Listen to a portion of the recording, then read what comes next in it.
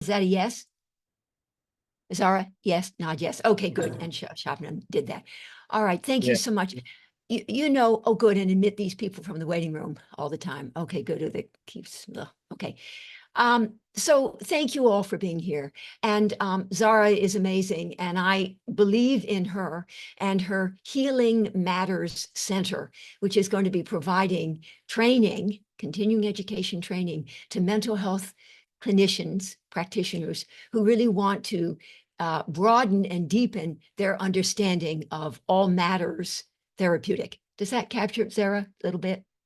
And she's a wonderful innovator and a wonderfully gifted clinician herself. So I think I look forward to what she's going to be doing over time for Pakistani and others, Pakistani and others. All right, so today, a psychodynamic approach to grieving the loss of relentless hope and evolving towards acceptance. Let me make this a little bigger for me so I can see it a little better. I don't know that that impacts you guys, but I want to see it better. Okay. All right. And with deepest appreciation to Zara. All right, here we go. This was me. I love the Minions. People who know me know that I love the Minions. Thank you, Mar. I love the Minions. I love the Backstreet Boys. And I love Bruno Mars. I mean, I love some and the ocean. There's some other things I love too. I love teaching, but these especially, the Minions. I love the Minions. And actually, last night, as I was getting my head ready for this morning, I Googled something and discovered a YouTube video by Dr. Marcus Youssef. And he said he had listened. I don't know him directly. He's a professor of sociology somewhere. And he said he had listened to a number of my videos, and he really appreciated that I am a very enthusiastic speaker. And I sort of like that. Okay, I'm a very enthusiastic speaker. There you go. All right. And a hard worker too. All right, let me just, okay. So there are two concepts about which I've been writing for years. I'll do the first one. Relentless hope, that was the first one. In other words, not all hope is good.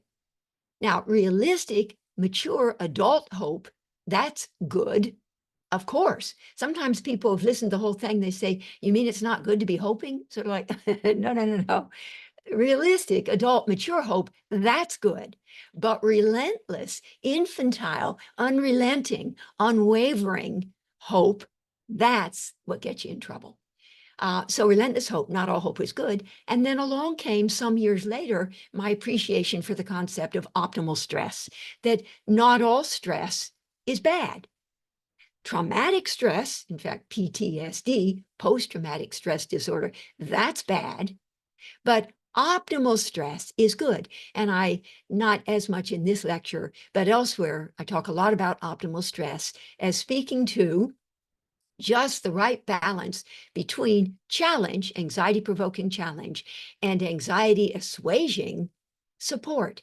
Just the right balance in order to create growth incentivizing mismatch experiences that are optimally stressful and will indeed promote deep embodied change. So just support can facilitate first order change, like behavioral change.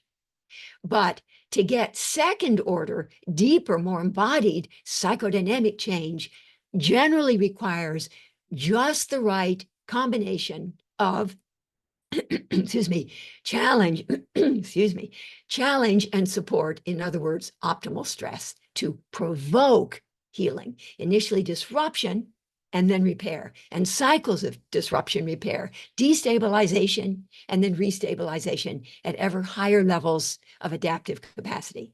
But that's not what this talk is primarily about, although I always have to mention it because optimal stress is such an important concept. So, all right, so here's an overview. The idea of relentless hope as a defense, it's a defense. It's not an adaptation. And the Stark method of psychodynamic synergy, I have to remember what my method is called, anyway, is a story about, in 5 different approaches to healing, is a story about evolving the patient from rigid defense to more resilient adaptation. And I kind of lifted that from ACT, acceptance and commitment therapy, but it applies to all 5 of my models. I'll probably say a little more about them later. But anyway, so the idea is you want to get from defense to adaptation. And the defense in model 2, which is a corrective provision approach of self-psychology and other deficit theories, the defense is relentless hope. So relentless hope as a defense against grieving or mourning. I never say the word mourning, but it's the same thing. Grieving the reality of the object's limitations, separateness, and immutability. And when we say object, we don't mean things like tables and chairs.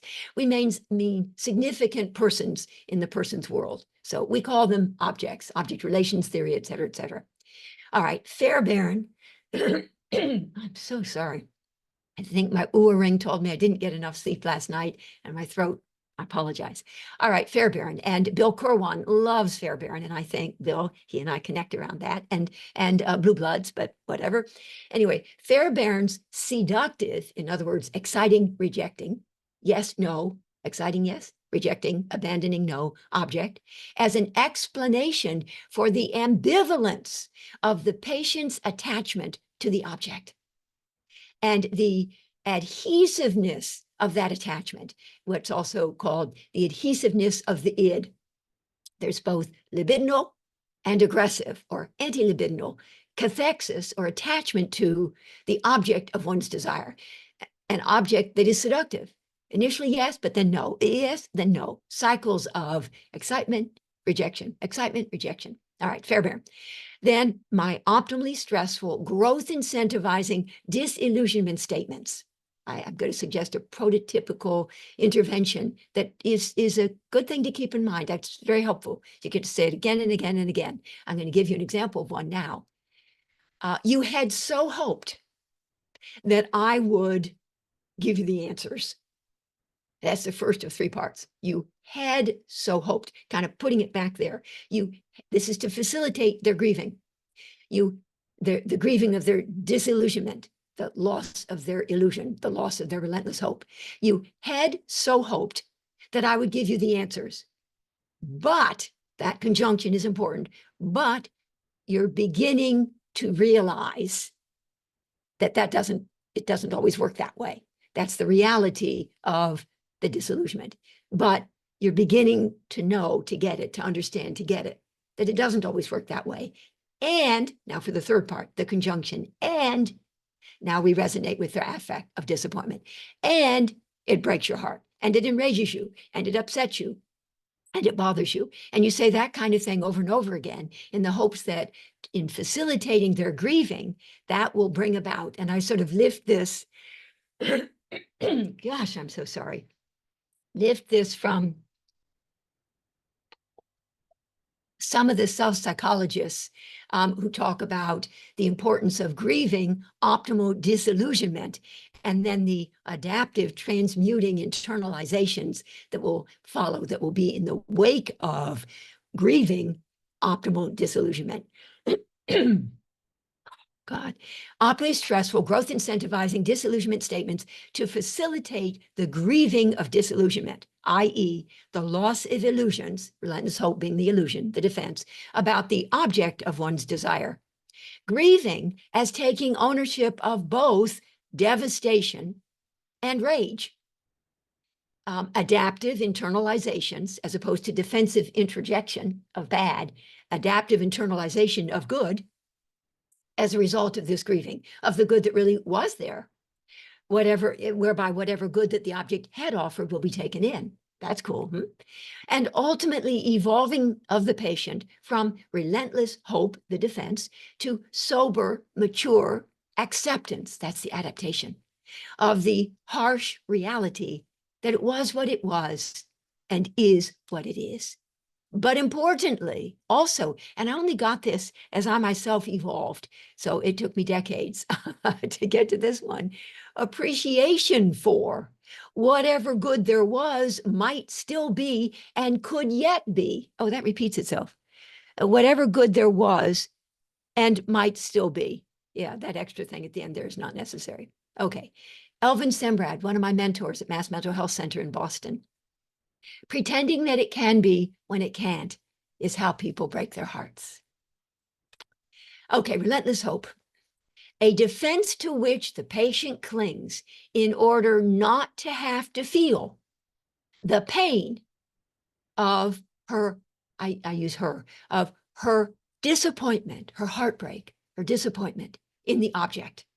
The hope, a defense ultimately against grieving. So whenever you have a patient who's relentless in her pursuit of something that you and a panel of 10,000 judges, objective judges, would have said, my God, let it go, forget it, it's not going to happen.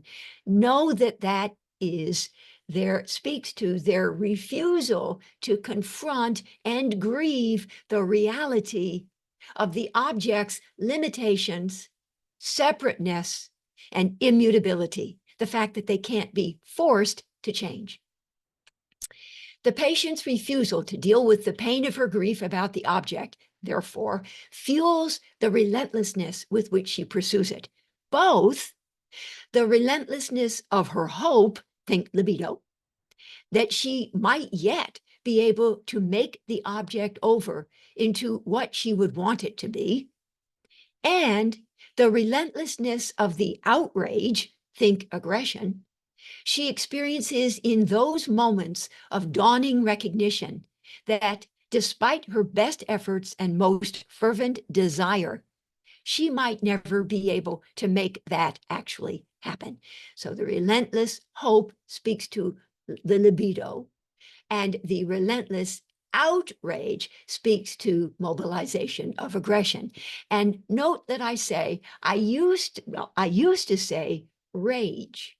And I like the word rage only because hope has 4 letters and rage has 4 letters. But then I sort of got a little deeper into it and sort of got with the program a little better and realized that it's really the relentlessness of the outrage, which suggests more the idea, God damn it, it's my right, I'm entitled to have it, which is very much at the heart of relentless hope, relentless entitlement, and a sense of outrage in the face of being denied. Not just rage. Rage is more sort of a diffuse rage, but outrage, a sense of frustrated entitlement. So the relentlessness of the outrage, think aggression, in those moments of dawning recognition that even though she's trying so very hard, she might never be able to force the object to change.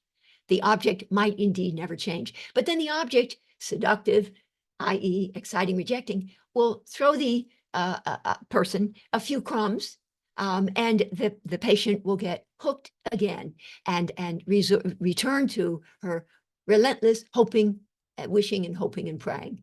So this is where I have to ask, that song, wishing and hoping and thinking and praying, that song is by Dusty Springfield. And anyway, it speaks to the concept of relentless hope. All right. Now, equally importantly, what fuels the relentlessness of the patient's pursuit is the fact that the object, think Winnicott here, is outside the sphere of her omnipotence. That's not okay with her, and is therefore unable to be either possessed or controlled. So the locus of control here, when we're talking about the relentless hope, is the illusion that one has the control and that one can make the objects in one's world, excuse me, be all that one would have wanted them to be. Indeed, here, underlying the patient's relentless pursuit is the illusion. Do you mind if I'm going to mute myself for a second.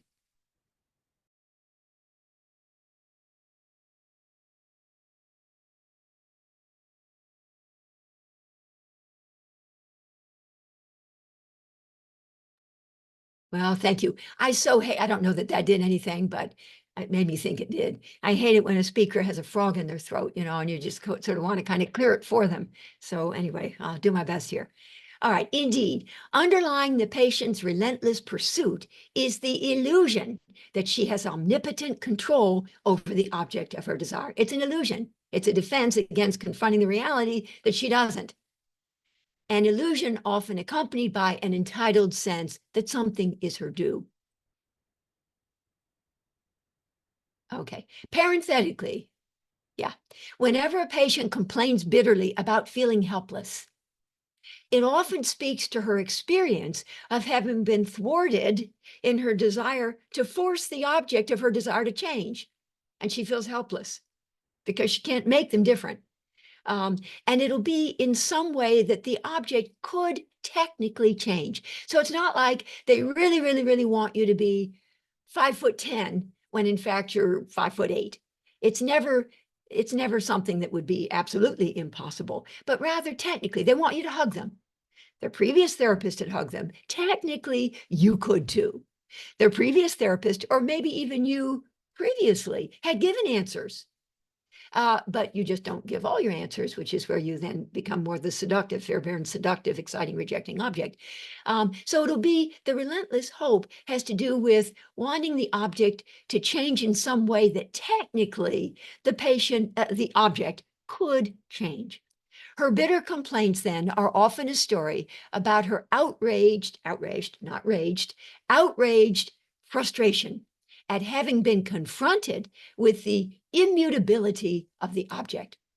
So it's both the fact that the object is imperfect, limited, and so on, but also separate and immutable.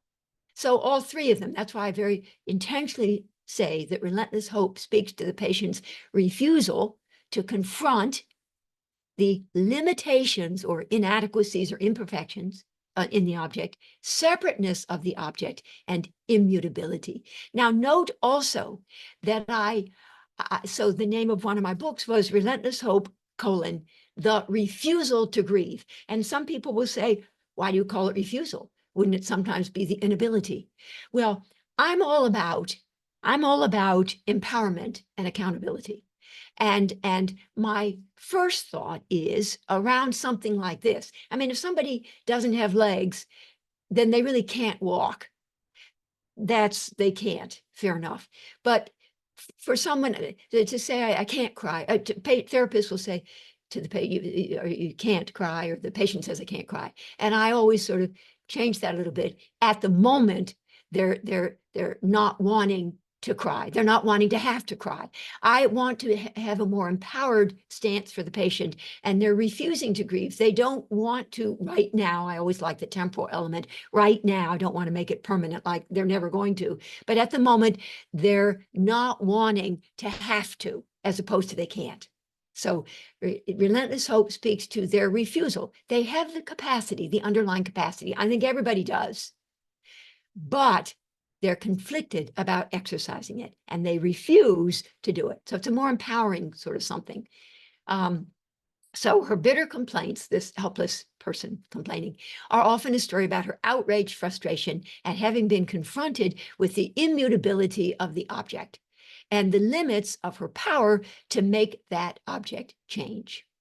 And you think of a little kid sometimes, what they really want is they want mommy to reach up to turn the door handle or get the pillow and bring it back, and they're upset and angry and sort of outraged. But eventually it becomes that they're outraged that the mother won't do what they want them to, what the kid wants them to do. So not just that they don't get the pillow they're upset about, but they're upset and angry that the object, they can't control the object.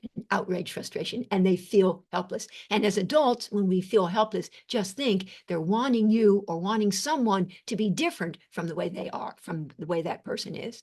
Paradoxically, such patients are never relentless in their pursuit of good objects.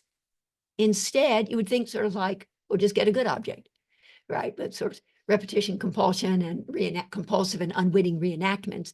So, but instead, their relentless pursuit is of the bad object. Sort of like, why would that be? Talk about self-sabotage. Well, yeah, talk about self-sabotage. In other words, it is never enough that the patient simply find a new good object to compensate for how bad the old one had been. Rather, the compelling need becomes first to create, or more accurately, to recreate the old bad object. And then, and of course this is symbolically, to pressure, manipulate, prod, force, coerce this old bad object to change. And symbolically then, that can sometimes serve, if they can accomplish that, as a corrective for the early on what didn't happen.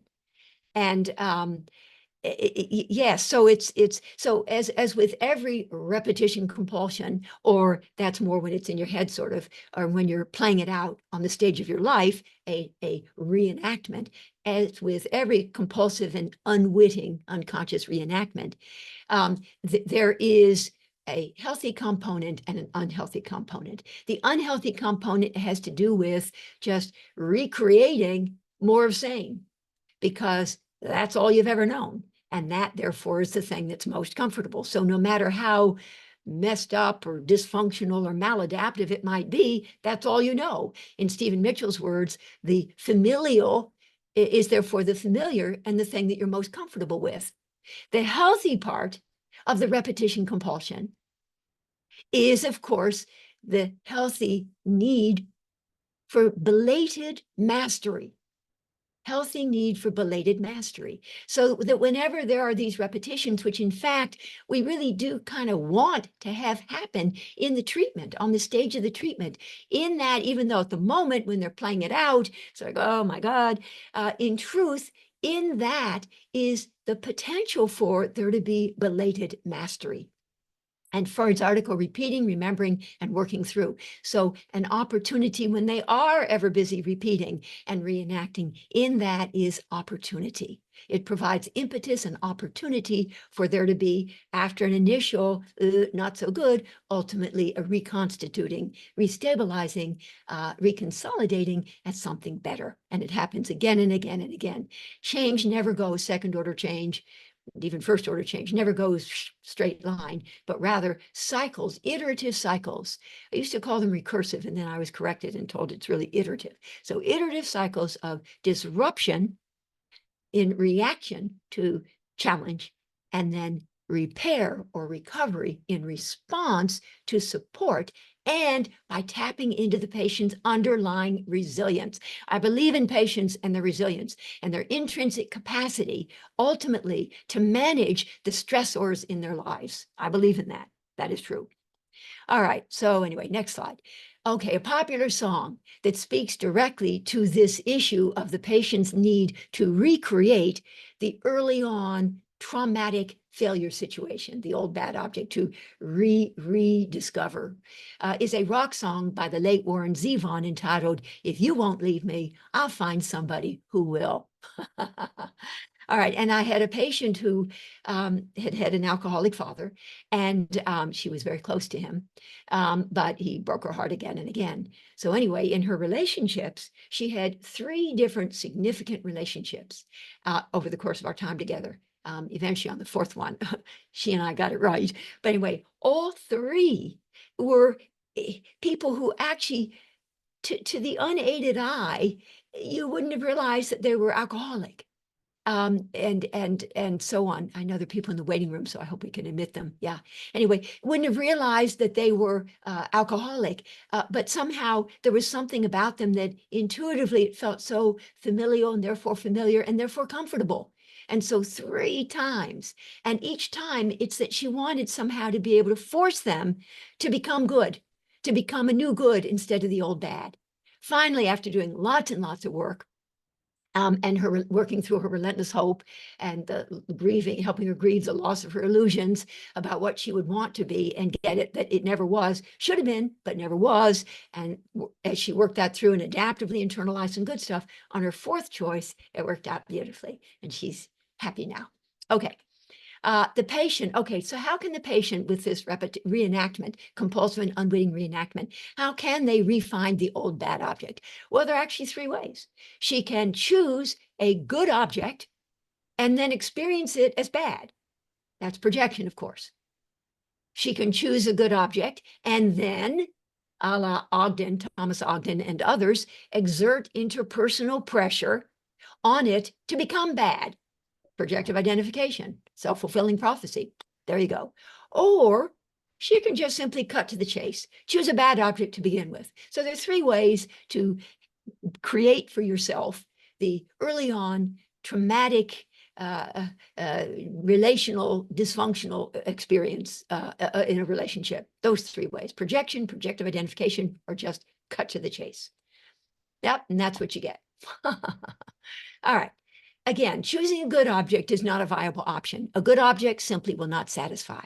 Rather, the patient's need, fueled by her repetition compulsion, will be, well, and I'd like also to call it her reenactment compulsion. It's not called that in the literature, but I want to call it that. Her reenactment compulsion will be to re-encounter the old bad object and then to compel this bad object to become good. That's what she's intent upon doing, which will then symbolically correct for the unmastered relational traumas that the patient had experienced early on at the hands of the infantile object. Again, the patient's refusal to deal with the pain of her grief about the object and the fact that it cannot be controlled fuels the relentlessness with which she pursues it, both the relentlessness of her entitled sense that something is her due and the relentlessness of her outrage in the face of its being denied.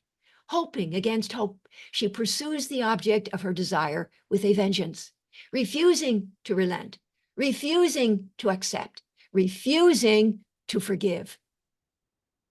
I am here reminded of one of my favorite cartoons, the New Yorker cartoon, in which a gentleman seated in a restaurant named the Disillusionment Cafe is awaiting the arrival of his order. The waiter returns to his table and announces, "Your order is not ready, and nor will it ever be." I love that one. All right, so Sarah, some of you may know this, but I'm going to, let me see here. Okay, so here we go. Okay, and let's see. All right, so at the time I had written this some years ago, I've been seeing Sarah, an extremely gifted 55-year-old therapist, 4 times a week for the past 5 years. 5 years ago, at the very beginning of our work together, I said something to Sarah that made her feel that I did not want to work with her. Now, I apologize for not being able to share with you the specifics of what I had actually said, but Sarah asked me, please, not to. And you will see that the specifics of what I had then said do not really matter. Sarah did, however, give me permission to share with you what follows. But Sarah considers then what I said to her in our 3rd session those 5 years ago to have been a mistake for which she will never be able to forgive me, although she wishes desperately that she could. At the time, I might say wishes desperately that she would be willing to, but she says, I wish I could. At the time, I was horrified that Sarah would have so misunderstood what I was saying. But given what I've since come to know about her, I can now appreciate why what I said was indeed deeply hurtful to her. Over the course of our years together, Sarah has spent much time trying to decide whether or not she feels safe enough to continue our work. But because of the unforgivable mistake that I made those 5 years ago, she fears she might never be able to trust me. Although periodically I've attempted to clarify, rather defensively, I'm sure, what I had thought I was trying to say in our 3rd session those 5 years ago. Understandably, Sarah has not been all that interested in listening and has held fast to her experience of me as untrustworthy and of the therapy as a place that is not safe. Certainly not safe enough to bring her despair, her heartbreak, her loneliness, or her tears. She's never cried. Over time, what Sarah and I have come to understand about our dynamic is that we have unwittingly, unconsciously, recreated between us, not just created, but recreated between us the mutually torturing relationship that she had had with her toxic mother. At times, Sarah is her bad mother, and I am Sarah, who as a little girl was tormented by her double-binding mother. But at other times, it is I who am her bad mother, and Sarah who is tormented by me as she was once tormented by her toxic mother. I call that both negative, direct negative transference and inverted negative transference. Sometimes she experienced herself as, sometimes I experienced her as doing unto me, and sometimes she experienced me as doing unto her. So both the directions, and it was negative. In my work with Sarah, it has been extremely important to her that I be able to confirm her experience of things, not just that I validate or empathically resonate with her perceptions as plausible constructions of reality in Erwin Hoffman's terms, but that I actually confirm them. In other words, Sarah needs me to agree that her reality is the truth. Otherwise, she begins to feel crazy. And often patients who have been traumatically traumatized in their early on relationships and have had a lot of trauma really need you not just to be empathically resonating with how you understand it would have been very hard for them, but actually you agree that they were traumatized. So she wants me to not just validate, resonate empathically, but to confirm, yes, you were abused. Almost without fail, I have actually been able to confirm Sarah's perceptions. Yes, you were actually. Most of which have seemed to me, many of them about me, to be uncannily on target. Unfortunately, some of her uncannily accurate perceptions have been about me. Although it is more difficult when the focus is on me and my vulnerabilities, it's easier when she's talking about a previous therapist or her parents or whatever. But anyway, when she's zeroing in on me, so although it is more difficult when the focus is on me and my vulnerabilities, ultimately, with the one exception to which I've already made reference, I've been able and willing to confirm these perceptions as well. Sometimes it's been hard to do, but I've done that. As an example of how Sarah will zero in on me. When recently she came to a session and asked to schedule a number of extra sessions, I was obviously very pleased. I actually said something to the effect of, yes, yes, yes. Indeed, it meant a great deal to me that she would want the extra time, particularly in light of her experience of me as having failed her so unforgivably early on in our relationship. So we scheduled the extra sessions, and then I said gently, you know that I am so pleased to be scheduling the additional appointments, but it occurs to me that I should be asking you how you feel about having these extra sessions.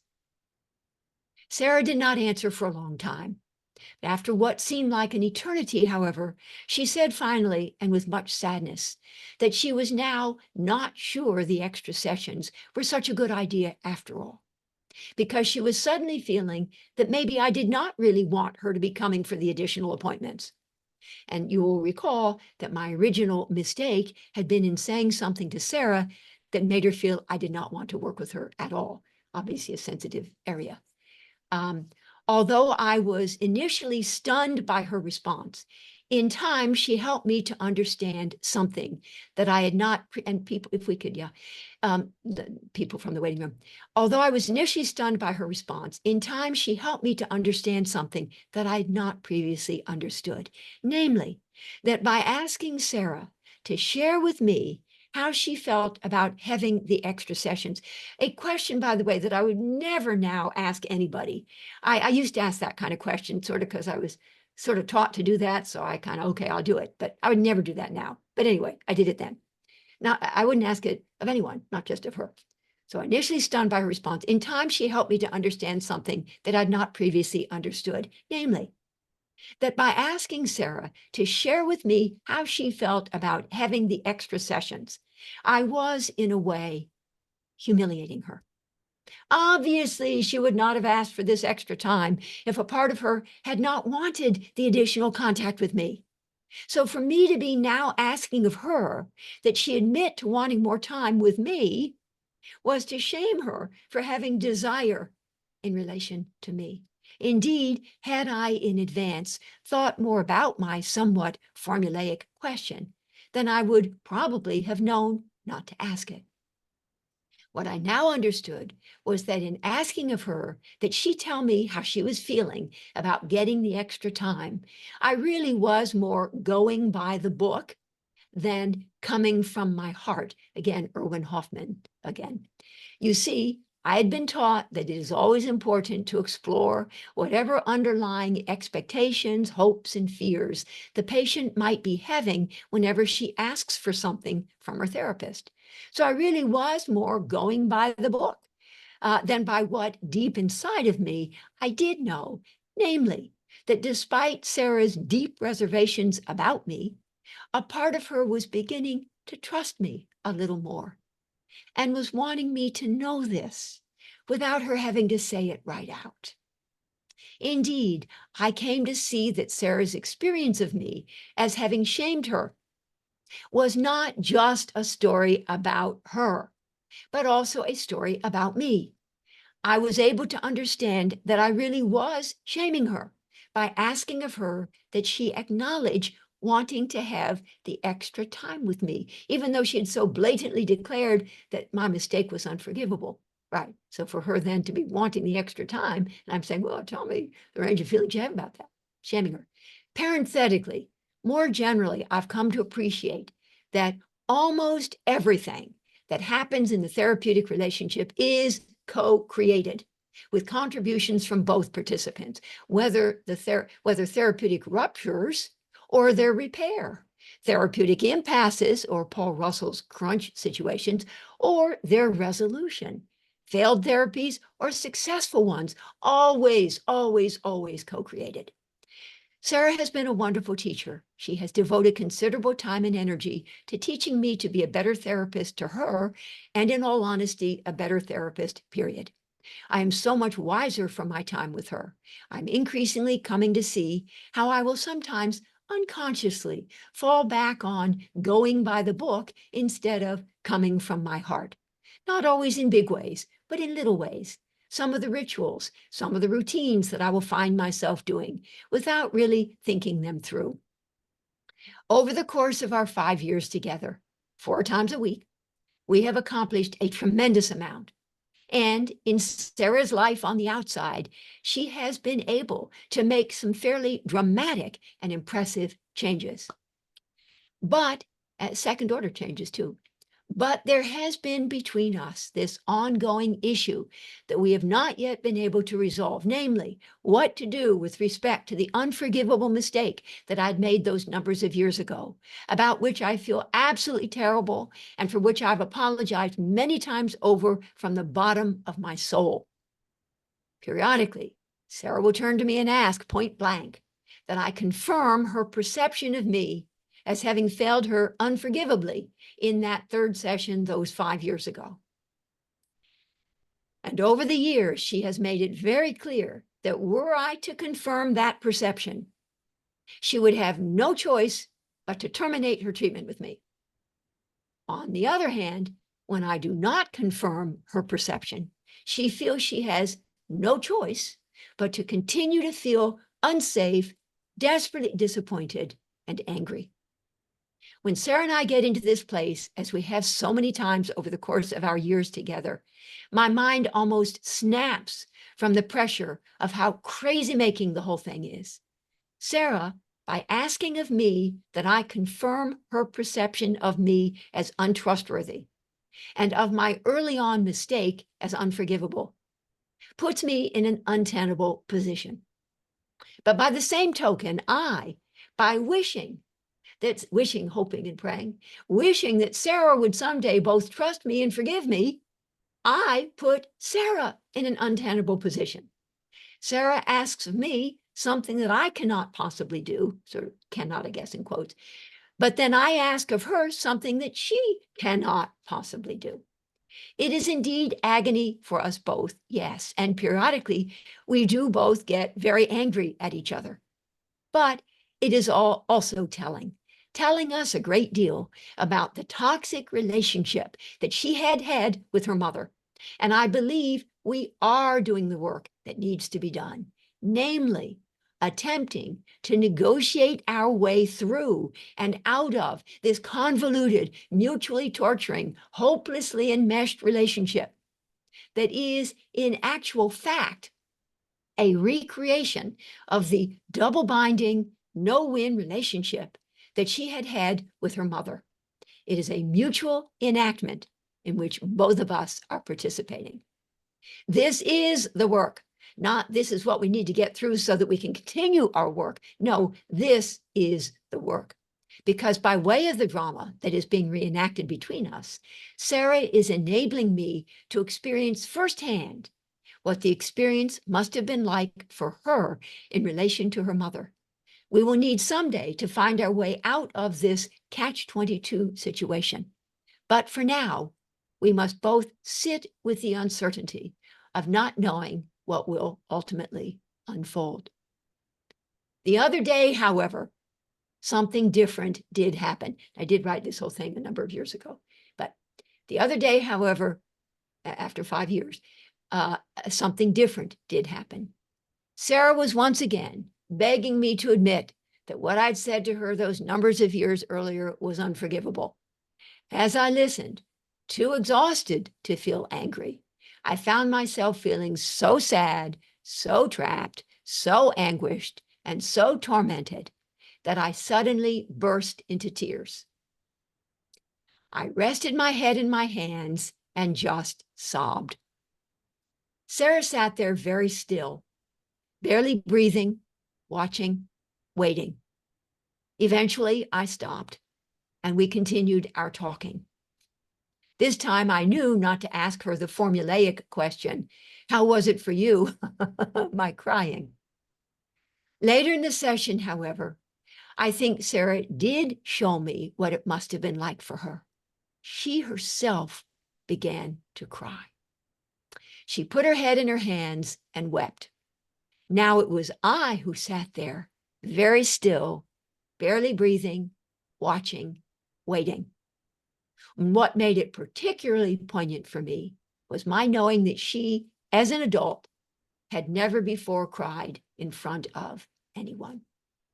Literally and figuratively, a watershed moment for us both. Our work continues. Okay. All right, to return.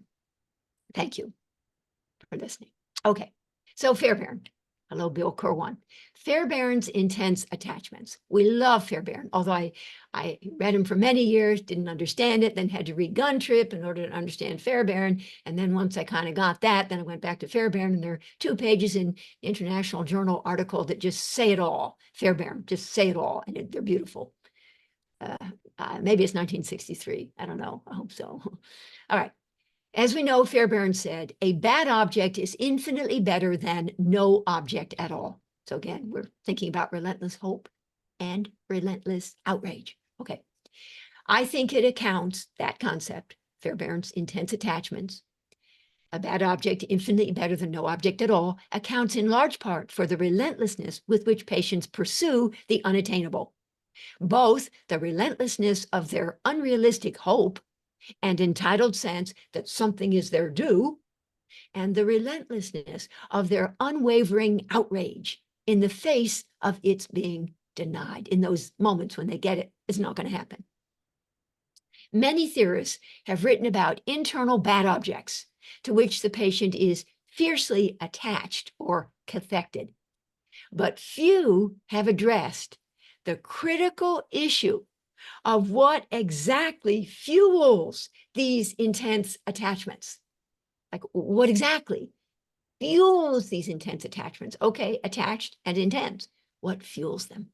So it's to Fairbairn that we must look to understand the specific nature of the patient's intense attachments to her internal bad objects, and when they are delivered into her relationships, later her intense attachments to her external objects. Attachments that make it difficult for her to separate from them, the adhesiveness, which she must do if she is ever to extricate herself from her relentless pursuits and her compulsive and often unwitting reenactments. Okay, how are bad experiences, all Fairbairn here, how are bad experiences at the hands of the infantile object internally recorded and structuralized? Fairbairn writes, when a child's need for contact, and he has elsewhere said the infant is primarily object-seeking, not pleasure-seeking. That was Fairbairn, as opposed to Freud and others. who are more into the drives in that way. His was more the need for contact, the need for the object. So when a child's need for contact is frustrated by the parent, the child deals with her frustration by defensively introjecting. Again, I'd said good stuff comes in sort of very kind of in the literature, sometimes, usually. Internalize is good. It's adaptive internalizing.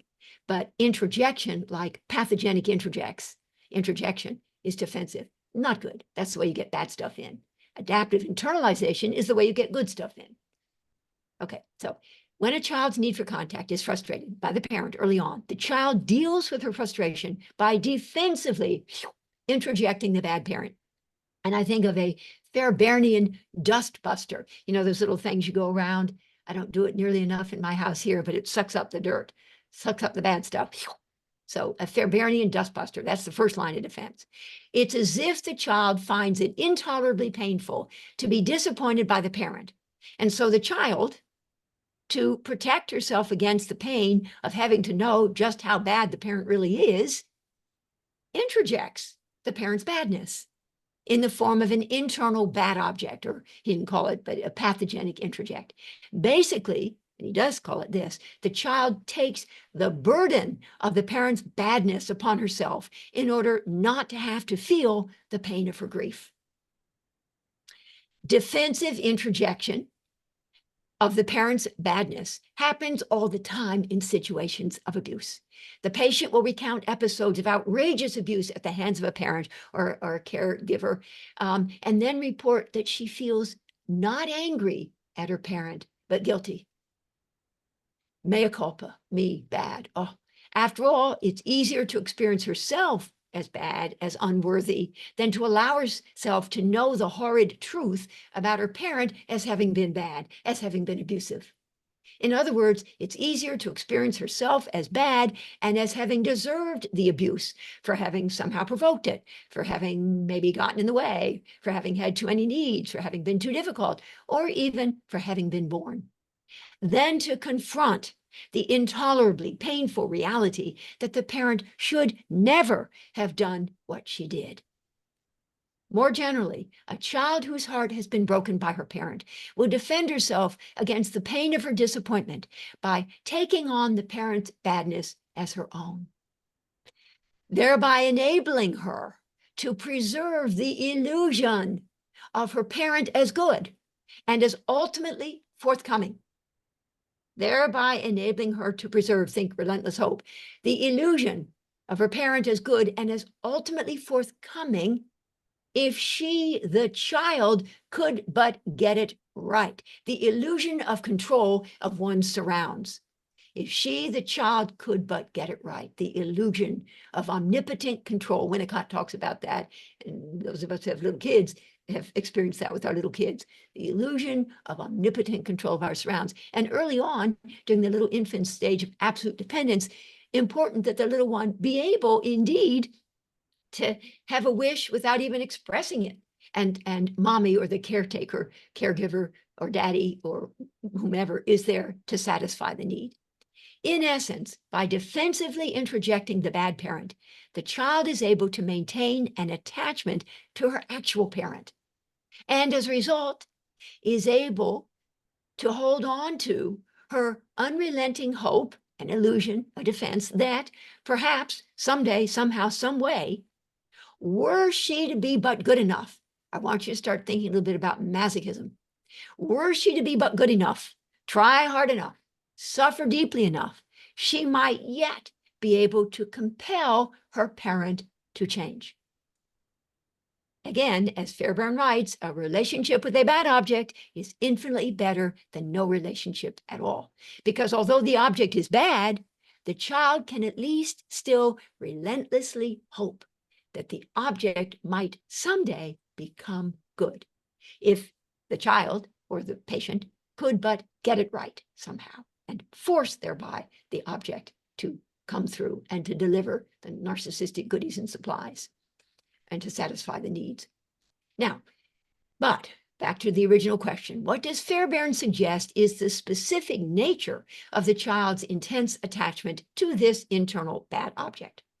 According to Fairbairn, a bad object is a parent who frustrates her child's longing for contact. But, writes Fairbairn, a seductive parent who first says yes and then says no is a very bad parent.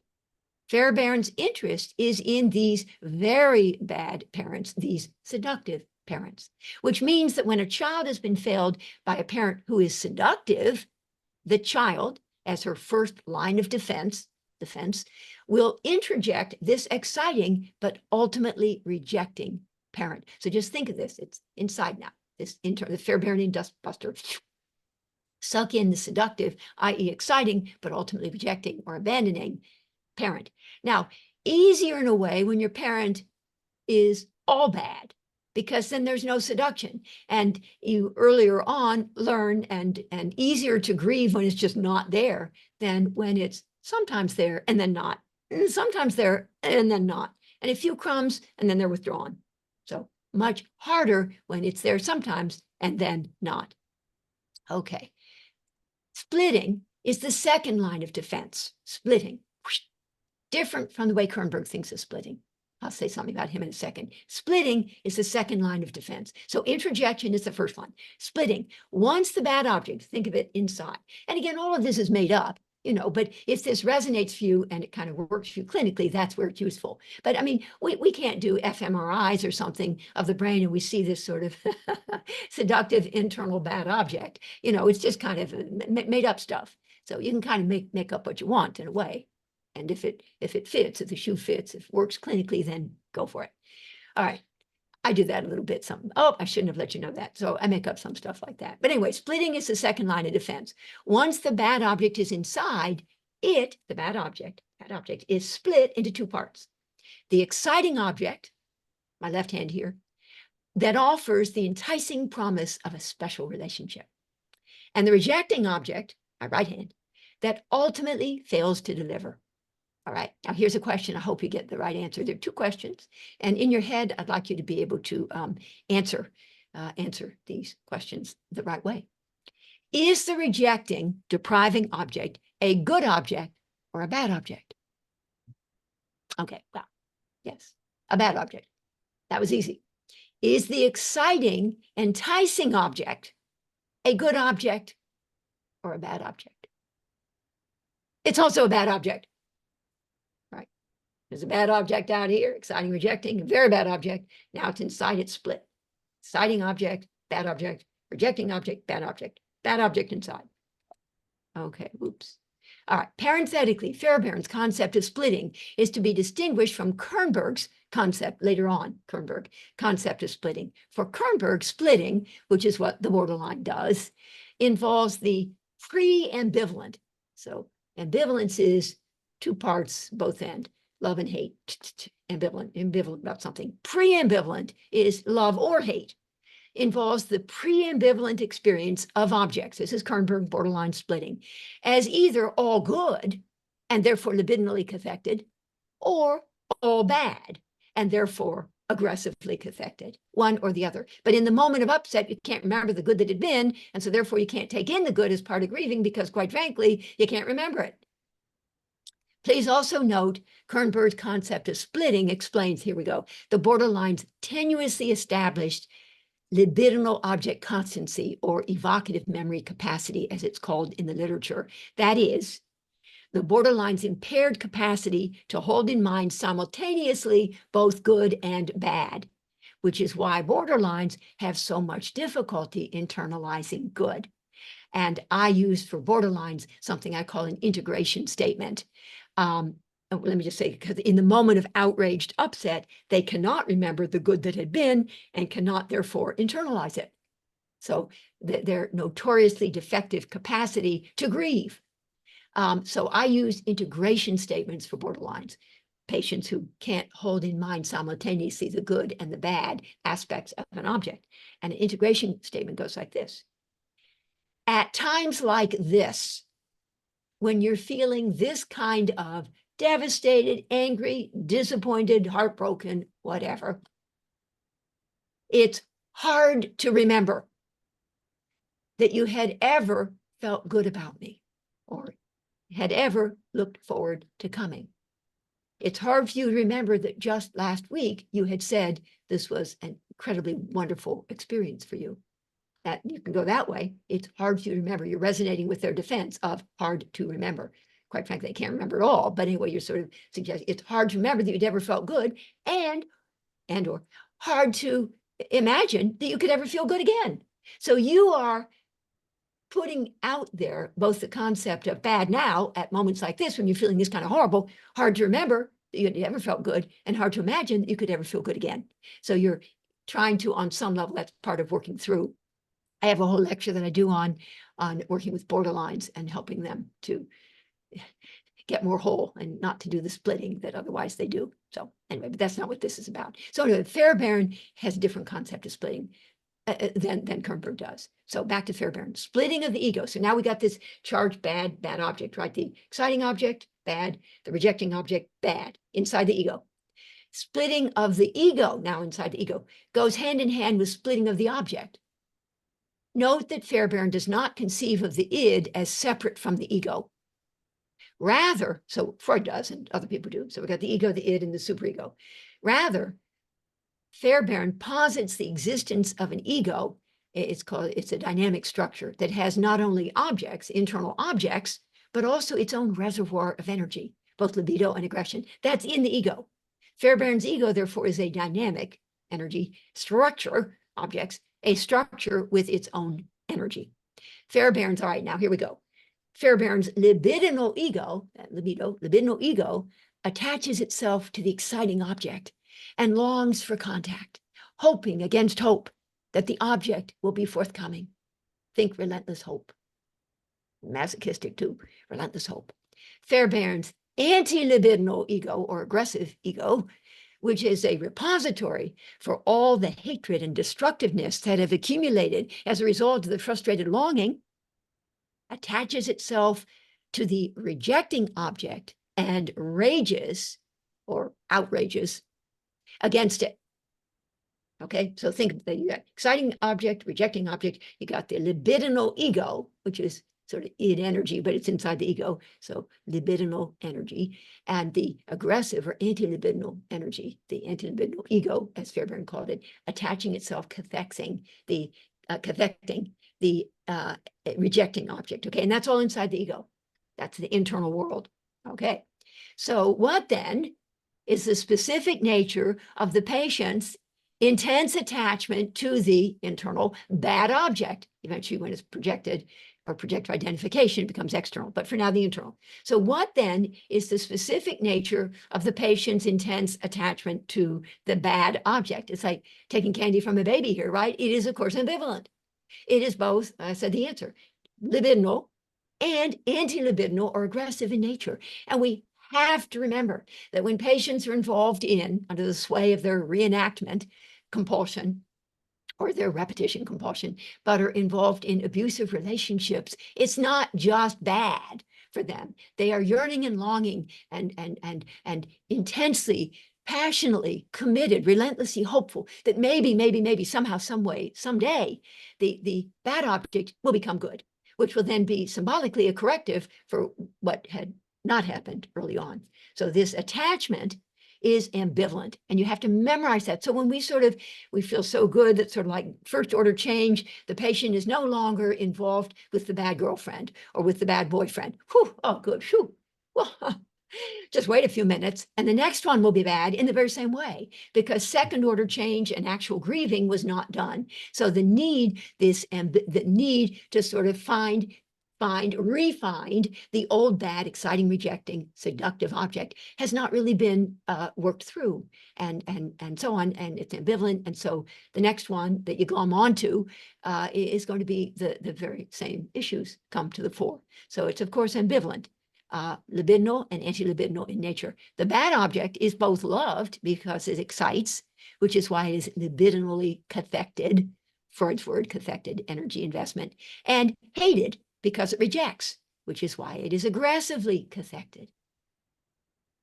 A delightful story that Guntrip recounts. Fairbairn had once asked a child whose mother would beat her cruelly would you like me to find you a new kind mommy? Now, let me say, I can barely read this slide to you because that's such a seductive statement.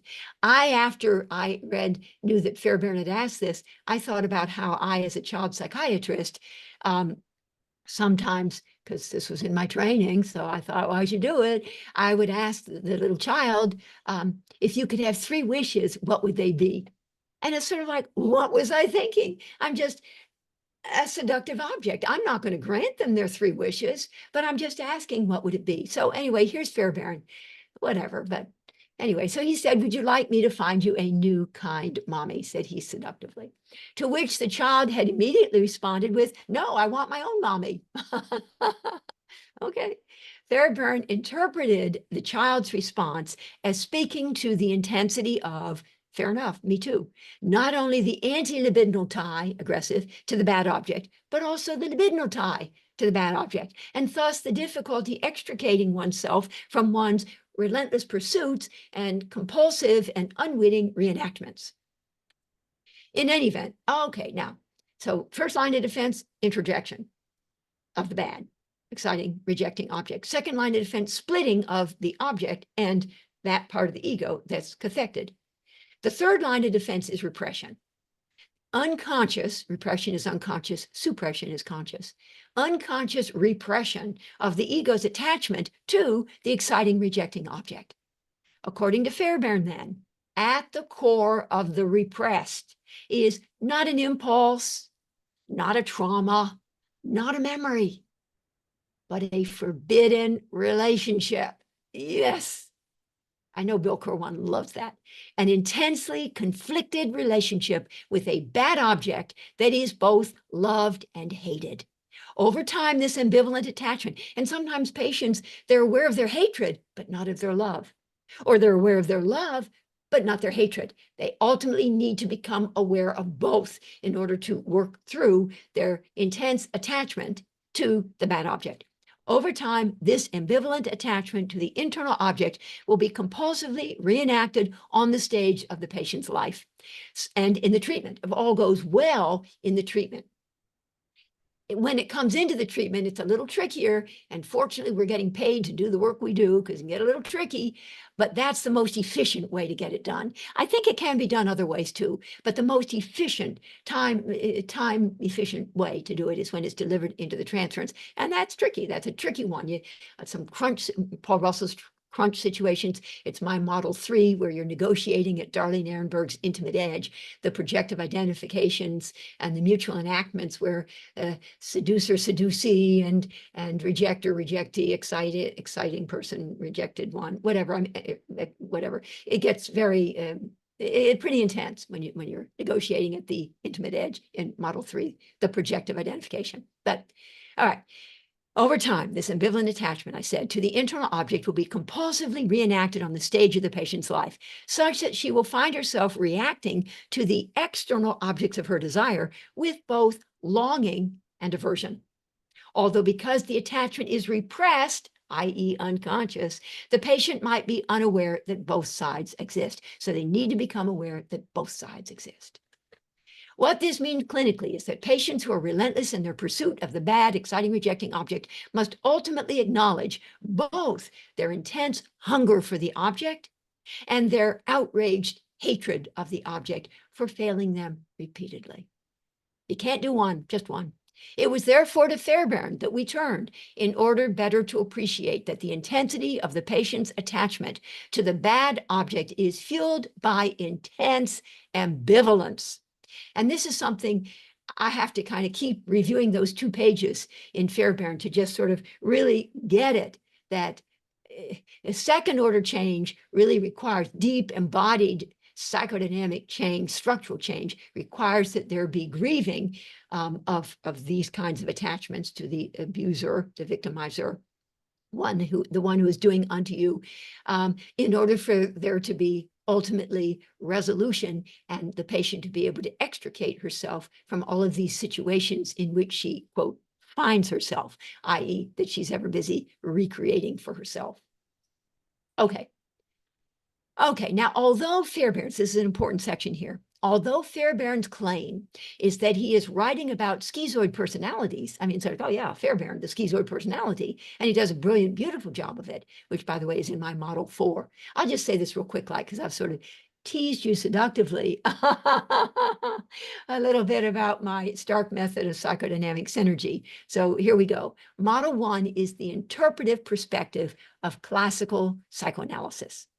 Model 2 is the corrective provision or deficiency compensation perspective of self-psychology and other object relations theories that zero in on absence of good, like Michael Balint, the area of the basic fault.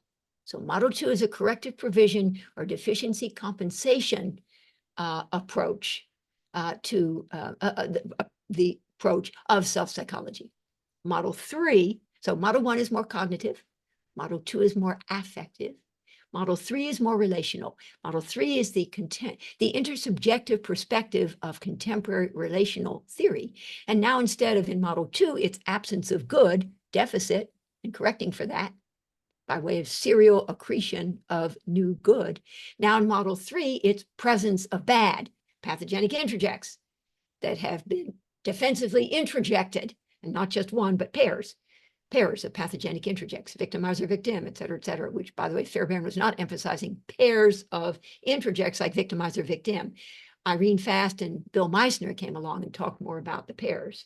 Others, like Freud and Fairbairn, talked about just the superego introjective criticizer, and they're not like busy talking about the pairs. But anyway, later we come to understand that it's pairs, and model 3 is the intersubjective perspective of its story about the patient recreating the dysfunctional early on relational dynamic on the stage of the treatment, right? So of contemporary relational theory. So model 1 is cognitive, model 2 is affective, model 3 is relational. Model 4 is the existential humanistic approach to mending brokenness and to fostering the patient's overcoming of their dread of surrender to resourceless dependence. That's from Masood Khan, and that's more about schizoid withdrawal and retreat.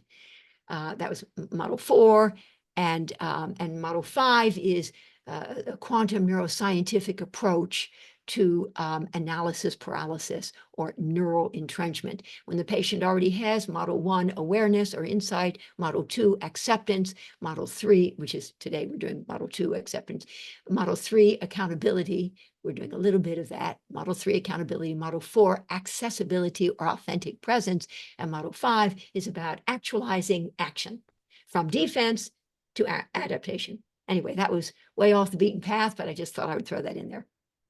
So although Fairbairn's claim is that he is writing about schizoid personalities, which would be my model 4, existential humanistic approach to healing brokenness and retreat, and offering the patient the opportunity for a Michael Balint new beginning.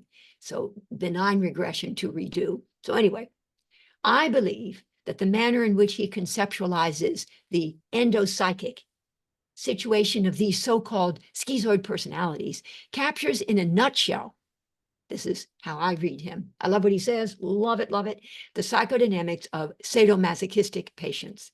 In fact, my contention will be that the patient's relentless pursuit of the bad object has both masochistic and sadistic components.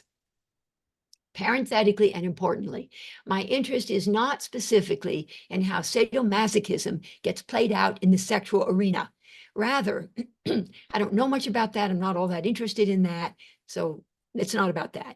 Rather, I conceive of sadomasochism as a dysfunctional relational dynamic that will get played out to a greater or lesser degree in most of the relentless patient's significant relationships. The patient's relentless hope, here we go, which fuels her masochism, is the stance to which she desperately clings in order to avoid confronting intolerably painful realities about the object and its immutability. So that's sort of a chronic stance. And her relentless outrage, which fuels her sadism that will kick in periodically, is the stance to which she resorts in those moments of dawning recognition that the object is separate, God damn it, and cannot be forced to be something it isn't. So we have the masochistic defense of relentless hope, and we have the sadistic defense of relentless outrage, and they go hand in hand. Again, pairs of pathogenic interjects, which Fairbairn now not emphasizing. Irene Fast, Bill Meister, and others, and Jessica Benjamin, doer and done unto. I mean, pairs of pathogenic interjects. It's not just one that comes in and lands in the superego proper, but rather pairs, victimizer, victim, criticizer, criticizee, judger, judgee. These pairs of pathogenic interjects. And so and this dynamic victimization, these interjective constellations or configurations, whatever, that get played out, are a story about both masochistic wishing and hoping and praying and sadistic outrage in the face of being disappointed. They go hand in hand. You're never just the one. You always have the capacity to be both victimizer and victim, both abuser and abusee, both judger and judgee. So both. You can be both sadistic and you can be masochistic. Both go hand in hand.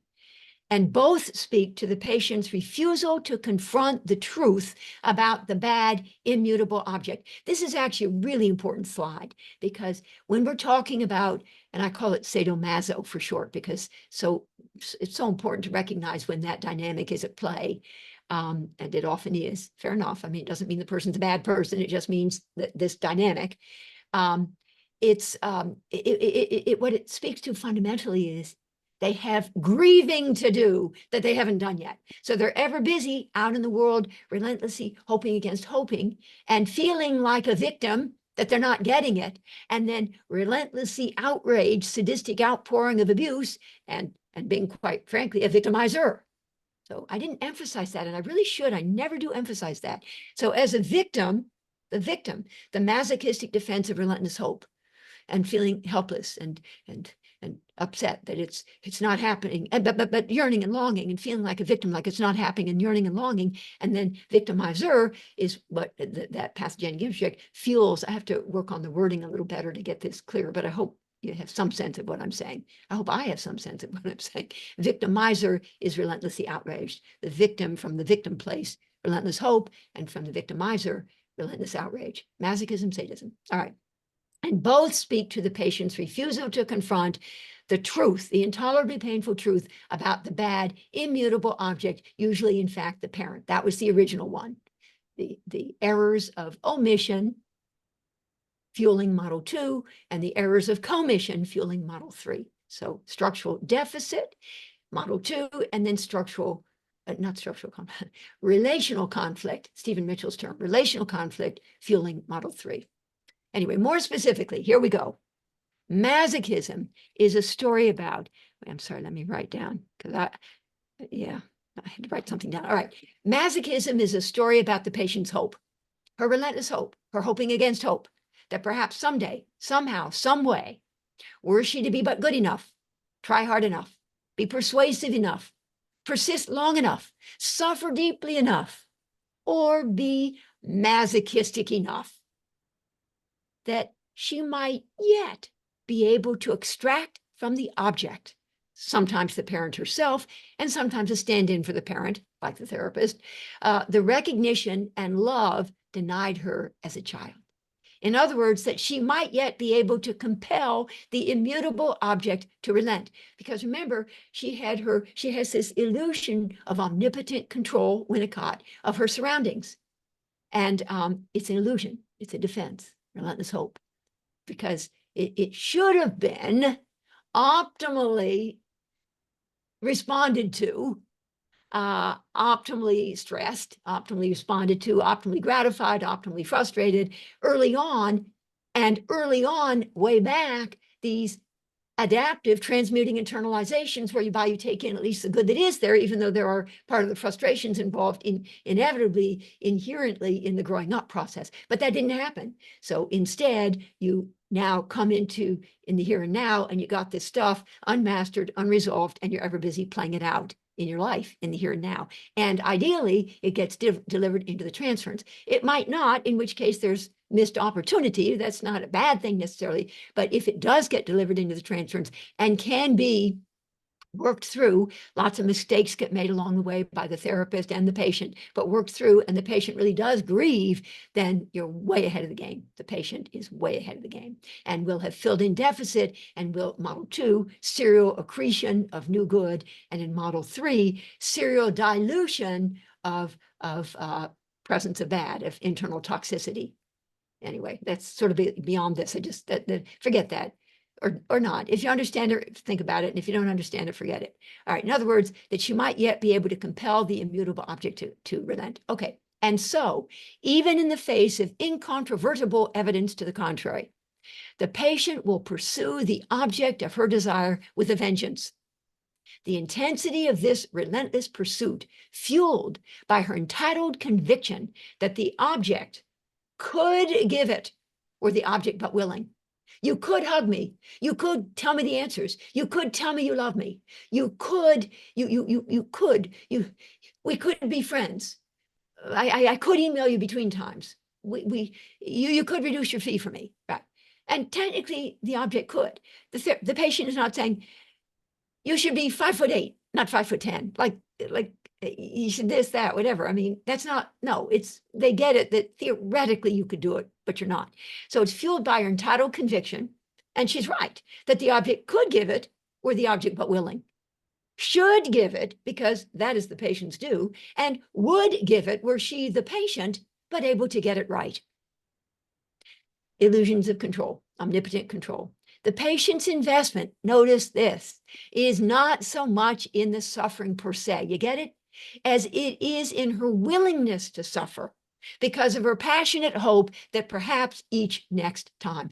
So if you ever say to a patient, you enjoy suffering, oh my God, you are so missing the mark. No, they don't enjoy it, but they're willing to suffer. As long as that enables them to hold on to the hope that maybe someday, somehow, some way, if they try hard enough, are persuasive enough, are insistent enough, are persistent enough, they might yet be able to compel the object to be forthcoming. All right. All right. So here we go. Sadism then is the relentless patient's reaction to the loss of hope she experiences in those moments of dawning recognition. So the backdrop is the masochistic stance. Sadism, the relentless patient's reaction, same patient, to the loss of hope she experiences in those moments of dawning recognition that she's not actually going to get what she had so desperately wanted and felt she needed to have in order to go on. In those moments of anguished heartbreak and outrage, when she is confronted head on with the inescapable reality of the object's separateness, damn it, and refusal to relent. And in fact, you can, in the treatment with the patient, when it's being played out on the stage of the treatment, in the transference, and in the real relationship, you can find yourself digging in, and not that that's a bad thing, by the way, but you are participating in this dynamic that's getting played out between the two of you. And it's a necessary something. I mean, when you're really working through one of these more difficult sadomaso projective identifications, you're going to make so many mistakes. I mean, this is where I tell my example of, as part of working stuff through with a patient, where eventually after some fair bit of time we did, but at one point she was going on so much that I just shouted at her to shut up. And I pounded my fist on the arm of my chair, and it hurt my wrist a little bit. And I said, oh, that hurt. And she said, serves you right. And we both laughed. But you'll make many mistakes. I mean, that one was a mistake. But believe me, I made so many mistakes. That's okay, but it's part of negotiating the mess that can, the sadomaso mess that can get played out as both people, ultimately, patient and therapist, are holding themselves accountable. The therapist providing containment. Both are holding themselves accountable for the part they've played in what becomes a mutual enactment, a mutual reenactment. And so it's difficult stuff, but can be done. Okay, let's see. So sadism, right? In those moments, it kicks in, moments of anguished heartbreak and outrage, when the patient is confronted head on in those moments with the inescapable reality of the object's separateness, immutability, and refusal to relent. Please note that, so just so we remember, the healthy response to the loss of hope is to confront the pain of one's disappointment, grieve the loss of one's illusions about the object, and adaptively, not defensively introject, but adaptively internalize whatever good there was and or is in the relationship. A growth-promoting process described in self-psychology as transmuting, which means structure building, internalization. But the relentless patient does something else. With the dawning recognition that the object can be neither possessed and controlled, nor made over into what she would want it to be, the relentless patient, the sadomaso patient, the relentless patient, because they go hand in hand, will react, whether in actual fact or simply in fantasy, with the sadistic unleashing of a torrent of abuse, directed either towards herself for having failed to get what she had so desperately wanted, or towards the disappointing object for having failed to provide it. She will alternate between enraged protests at her own inadequacy and scathing reproaches against the object for having thwarted her desire. In essence, sadism is the relentless patient's reaction to the loss of hope, albeit sometimes only momentary. So relentlessness, sadomasochism, hand in hand. Okay, clinical moment. If during my eye is on the time, if during a therapy session, the patient suddenly becomes abusive, what question might her therapist think to pose? Now, were the therapist to ask, how do you feel that I have failed you? At least she will have known enough to ask the question. I mean, the patient wasn't abusive until suddenly. So suddenly becomes abusive, like something happened. And the therapist asks, how do you feel that I have failed you? So at least she knows enough to have asked. But she will also thereby be indirectly suggesting that the answer that the patient provides will be primarily a story about the patient being fucked up, and the patient's distorted perception of having been failed. How do you feel that I failed you? I didn't. But how do you feel that I have? What kind of negative transference are we talking about here? It is better, therefore, that the therapist ask, how have I failed you? Appreciating that everything, all failures, all successes, all everythings in the therapeutic realm are co-created. And how have I failed you? If she suddenly becomes abusive, there's something. It doesn't mean you'll go to hell, however you failed them, but maybe your timing was off. You used a word that you shouldn't have. You'd forgotten something. In some way, you had failed them. They get to define that they feel failed. And it can't be, well, I didn't fail you. Sort of like they get to say they felt failed. They were failed, not just felt, sorry, they were failed. It's a reality. Projective identification probably going on here. So how do you feel that I failed you is more sort of like we're talking about negative projection, negative transfer. You just think I have because you're early on history, but I didn't really. But this one, how have I failed you? Model 3, intersubjective perspective of contemporary relational theory, and appreciation that if the patient suddenly becomes abusive, it's not like they're just always abusive. They walk in and the first moment they walk in, they're abusive, but it's a story about something happening in the relationship that they suddenly become abusive. Indeed, in some way, you will have failed them. Unwittingly, probably weren't aware of it, or maybe if you dig deep, you'll realize that on some level what you had said or done or not said or not done was indeed provocative. Okay, now when you say, how have I failed you? And some therapists have trouble sort of saying that. Well, it means that, won't the patient sort of get up and walk out? Sort of like, hell no. I mean, they're just so glad that you acknowledged it, because otherwise they're in the heinous position of being the only one who does bad stuff. Whereas you sort of like, you don't ever fail them and you get it right all the time. So like, no. So now if the therapist has it in her hope she does, to be able to say authentically, how have I failed you? She will be signaling her recognition of the fact that she herself might well have contributed to the patient's experience of disillusionment and heartache.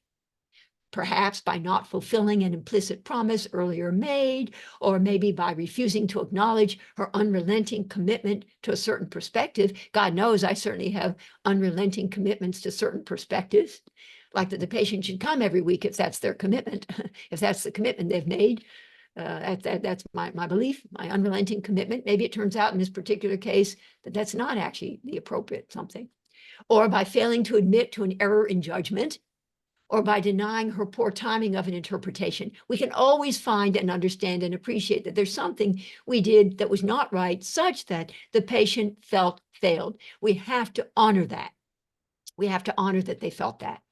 Indeed, the therapist must have both the wisdom. I mean, I guess the patient could just go around saying, you failed me. But I mean, when you say, how have I failed you? Then they'll tell you. And then you get to negotiate at the intimate, Darlene Ehrenberg's intimate edge. Indeed, the therapist must have both the wisdom to recognize and the integrity to acknowledge, certainly to herself and perhaps to the patient as well, the part she herself might have played in the drama being reenacted between them. In any event, the sadomasochistic cycle will be repeated once the seductive, exciting, rejecting object throws the patient a few crumbs. The patient, ever hungry, the relentless sadomasochistic patient, ever hungry for such morsels, will become once again hooked and revert to her original masochistic stance of suffering, sacrifice, and surrender in a repeat attempt to get what she so desperately wants and feels she must have. All right, now, my eyes on the time, I'm not going to do this one. It's an interesting one. Not to be seductive. It's not that interesting. Nah, not that interesting, this empathic grunts one. Well, we'll move on because I want to do these optimally stressful disillusionment statements, the prototypes, give a few, and then create opportunities for you to ask questions. And if we don't have enough questions or comments, please be putting them in the chat. And when we get to that, then raised hands, I'll call on you for raised hands too. And then I can read you the empathic grunts little vignette. Okay. So optimally stressful disillusionment statements. There's a prototypical one that I've sort of created for my model 2. Remember, model 2 is the deficiency compensation or corrective provision perspective of self-psychology and other object relations theories that focus in on structural deficit and thereby impaired capacity to be a good parent unto oneself, because one didn't have the opportunity early on adaptively to internalize the good that there was in the parent-child relationship. Thus, the deficit, i.e. impaired, the holes, H-O-L-E, they're not yet whole, W-H-O-L.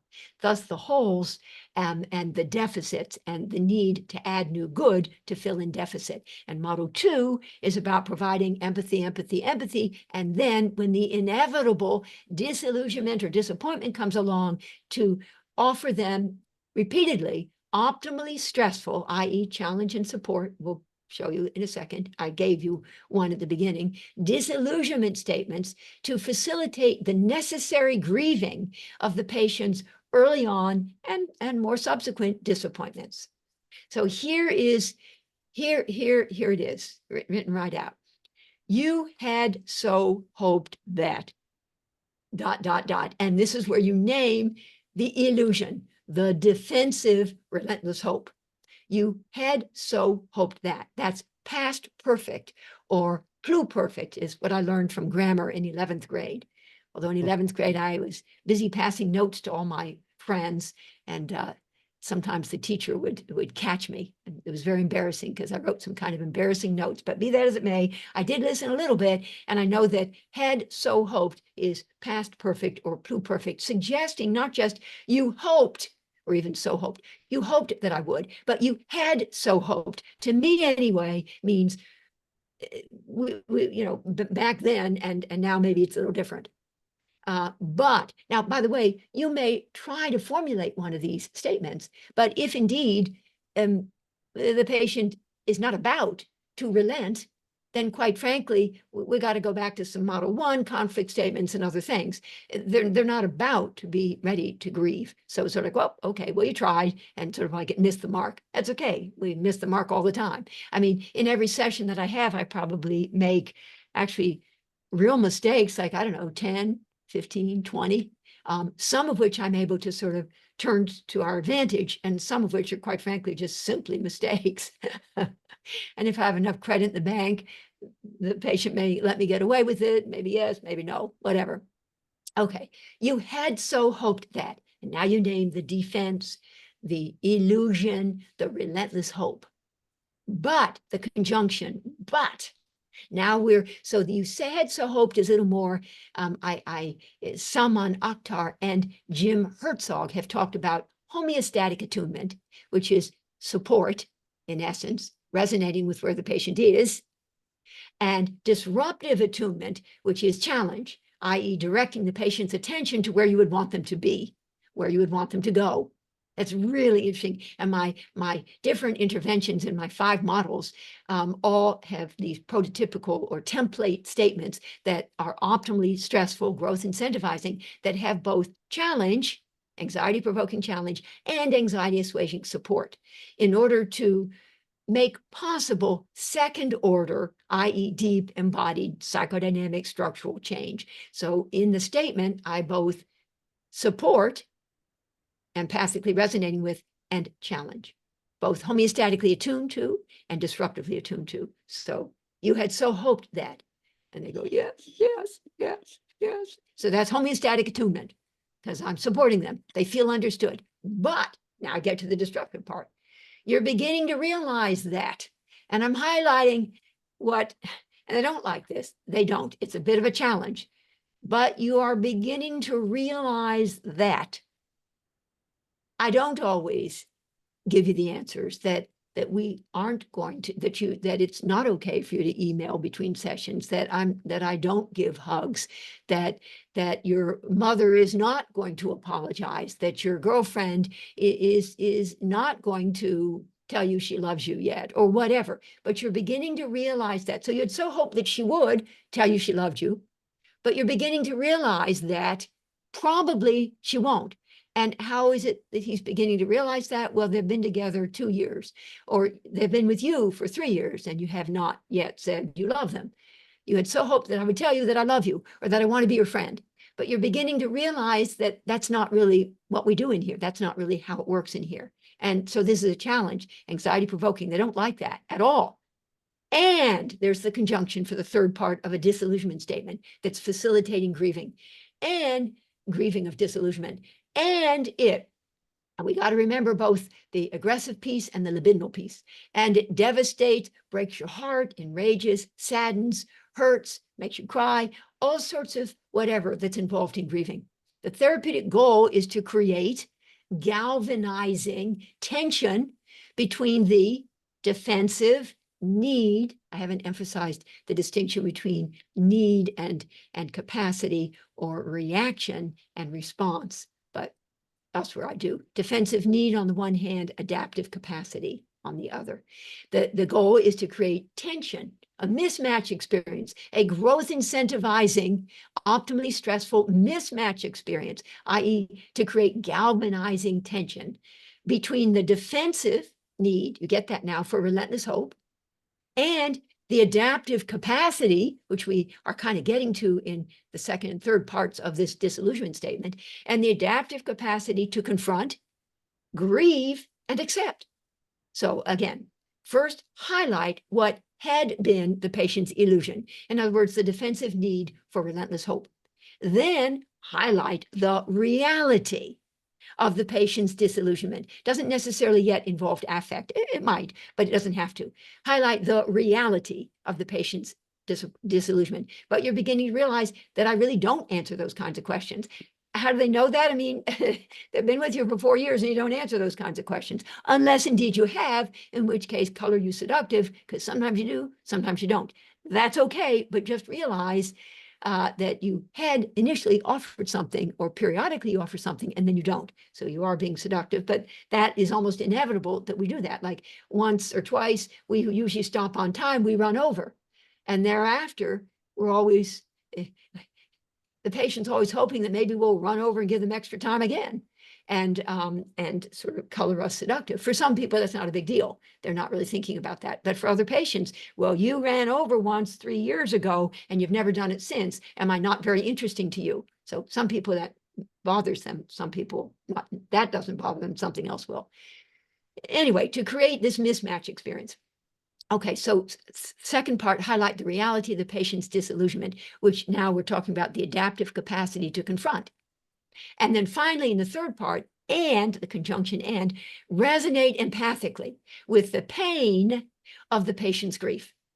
In other words, the adaptive capacity to feel the actual heartbreak. Okay, here are some examples. You had so hoped that I would tell you what to do, but you're beginning to realize that I don't simply give answers, and that infuriates you. Now, you may say this and a cousin to this probably 265 times.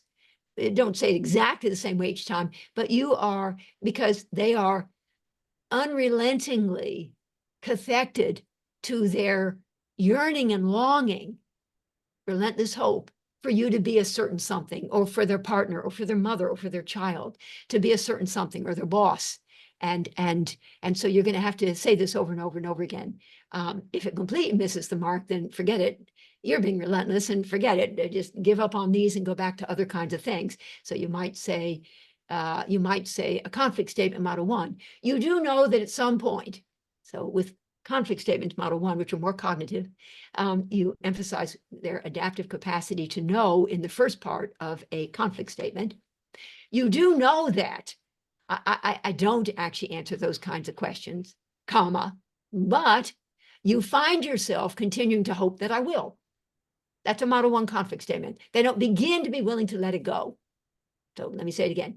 You know that I don't answer those kinds of questions. How do they know that? Because they've been with you for 4 years. You don't answer those kinds of questions, comma, but, and now we highlight their defensive need. So adaptive capacity to know, defensive need to protest, defensive need to defend, the need to defend. But you find yourself, so I'm kind of suggesting that it kind of kicks in as a sort of knee-jerk defense, but you find yourself wishing, continuing to hope, continue to wish that I would. So you just do a lot of conflict statements. You know that until you work through the upset and the disappointment that you have about your parents, that you will continue to find people in the here and now. I'm frozen. Can you hear me? Oh, there I am. Okay. You can hear me. Yeah. Okay. Anyway, you know that as long as you continue to choose these inappropriate objects, that you will be kind of miserable and living alone, or ultimately, and with a broken heart all the time, comma, but you find yourself continuing to hope that maybe this next time he or she or your mother or your child or me will actually come through for you. So that's model 1 stuff. All right, but here we're doing model 2 when they're a little more ready to second order change, and you're going to offer them some disillusionment statements. You had so hoped, this, one of my supervisees did this one. You had so hoped that your daughter would reach out to you when you were sick, but you're beginning to realize that for now, I like to put in the temporal element for now, that for now, you are not a top priority for her, and it is a devastating loss. You would so have wished that I could know what you were thinking without your having to say it. But you're coming to see that it does not always work that way, which is enraging. So you're just kind of naming the whole thing. You had so hoped that your husband would ask you how he could help with the dinner preparations, but you're starting to get it that offering to help with household things like that is not his thing, and it saddens and upsets you terribly. I'm reminded of that movie where Jennifer Aniston, right? She wants the guy not only to do the dishes, but she wants him to want to do the dishes. They're at a difficult stage in their relationship at that point. All right. Here are a few more. Yes, if everybody could be muted, please, I would appreciate that. Okay, you know that eventually And Zara, can you mute everybody, please? You know that eventually you will need to face the reality that your father will never change. And this realization is devastating because you had so hoped that he would. You are beginning to realize that your mother will never understand just how much she has hurt you over the course of the years. And it is excruciatingly painful because you had so hoped that someday she might actually come to understand and apologize. So you can rearrange the order a little bit. Okay, good. You had so hoped we could have a personal relationship, but you're coming to realize, albeit reluctantly, that a therapy relationship is not really about friendship per se, and that breaks your heart. You had so hoped that I'd be able to make your pain go away, but you're beginning to see that therapy does not actually work that way, and it is absolutely devastating. All right, now real quick, oh golly gee, but we did start late, Sarah, right? We did start late, so okay, good, thank you. I'm aware of the time. Okay, 2 kinds of disillusionment statements, actually. Oh yes, I forgot about this. Grievance statements. So grievances are for patients who are still clinging to their defensive need to avoid grieving. That is, their refusal to grieve, the reality of the object's disillusionment of them. So they're busy fetching and complaining, and they have grievances. Grievances are a story about people who have not yet done their appropriate, adequate amount of grieving. Instead of confronting and grieving the painful realities, they are filled with grievances. They're ever busy fetching and complaining against the object, and they feel helpless, right? I said that earlier.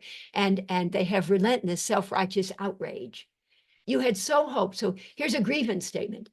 You might think it's going to be a grieving statement. It isn't. You had so hoped that your mother would eventually apologize, but you're beginning to realize that probably she never will. And the injustice of her refusal to apologize fills you with outrage. He is still convinced that she could if she were but willing, and she should, and he's entitled to it, by golly. So you can feel that this person is not about to grieve and still caught up in grievances. So you may launch into what you think is going to be a grieving statement or a disillusionment statement, and lo and behold, it ends up being a grievance statement. That's okay. There's no problem in that. But now, grieving statements are for patients who advance to the stage where they have the adaptive capacity to confront and grieve the reality of the object's disillusionment of them. You had so hoped that your mother would eventually apologize, but you're beginning to realize that probably she never will. And that realization absolutely devastates you, angers you. It's okay, not outrage, but angers you and breaks your heart. All right, few words about grieving, and then we got time for things from the chat. Grieving. Genuine grieving requires of us that, at least for periods of time, we be not dissociated. We be fully present with the anguish of our grief, the pain of our regret, and the intensity of the rage we experience when confronted with sobering realities about ourselves, our relationships, and our world. We must not absent ourselves from our grief. We must enter into it and embrace it in an embodied fashion. We cannot, and you do it in little bits and pieces. We cannot effectively grieve when we are dissociated, missing in action, or fleeing the scene. We need to be engaged in the moment, and God damn it, it's hard. Mindful of all that is going on inside of us, grounded, focused, and in the here and now. If we are in denial, shut down, closed, numb, which many people just kind of walk around in that state, refusing to feel or protesting the unfairness of it all, the injustices, then no real grieving can be done. And we're stuck with our relentless pursuits of that which a 10,000 objective judges would say, it's impossible, not going to happen, let it go. Or Einstein's, doing the same thing over and over again and hoping for or expecting a different outcome. Roberta Beckman, grieving is nature's way of healing a broken heart. Your grief can mend your broken heart. If all goes well, it will be within the context of safety provided by the relationship with her therapist that the patient will be able at last to feel the pain against which she has spent a lifetime defending herself. In the process, gradually transforming both her relentless masochistic need to possess and control, and when thwarted, her retaliatory, so from victim to victimizer, her retaliatory sadistic need to punish and destroy. Transform that gradually, incrementally, series of disruptions and repairs, into the adaptive capacity to relent, to grieve, to accept, to forgive. They all kind of go hand in hand, to internalize what good there was, to separate, to let go, and to move on, ultimately evolving to a place of appreciation and gratitude for all the good that was and is. Acceptance is a simple recognition of the truth that this is the way things are in this moment. Radical acceptance. Tara Brach, from relentless pursuit of the unattainable, that's the defense, R. The defenses in my models start with R. From relentless pursuit of the unattainable, that's the defense in model 2, to sober, mature acceptance of the reality. Nobody said it would be fun, but just sober, mature acceptance of the reality, that it was what it was and is what it is. Harold Searles has suggested that realistic, adult, mature hope arises in the context of, says he, surviving disappointment. Indeed. I have come increasingly, I'm just about done here, to appreciate that when a patient is in the throes of her relentless pursuit of the patient, it is usually a story about not only the patient, but also the therapist. The patient's contribution has to do, admittedly, with her refusal to take no for an answer. But the therapist will often have been inadvertently, unintentionally, unwittingly contributing by way of her unintended, unwitting seductiveness, whereby she initially offers the enticing promise, whether explicitly or implicitly, of yes, only later to rescind that offer with no, whether directly or indirectly. So be careful from the get-go. Be clear about what you do or don't allow with respect to email, cancellations, payment, bounce checks, missing payments, stopping on time, regularity of sessions, frequency, be so that you're not kind of shifting around a lot, although inevitably it may turn out that things come up and so on, and you do have to sort of change the way you do things. But then know that the patient might well experience you as having been seductive because you have indeed been seductive.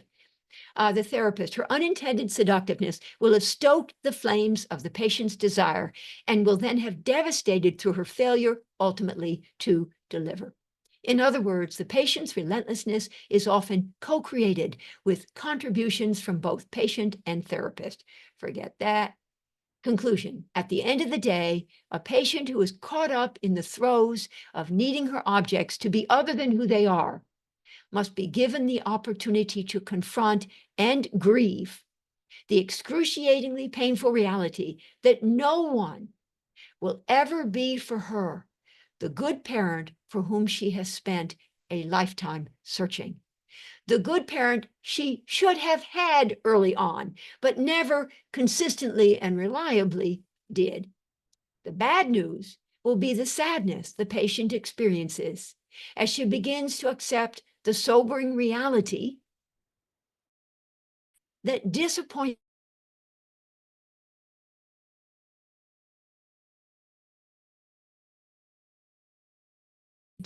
will be the wisdom she acquires as she comes to appreciate ever more profoundly the subtleties and nuances of relationship and begins to make her peace with the harsh reality of life's many challenges.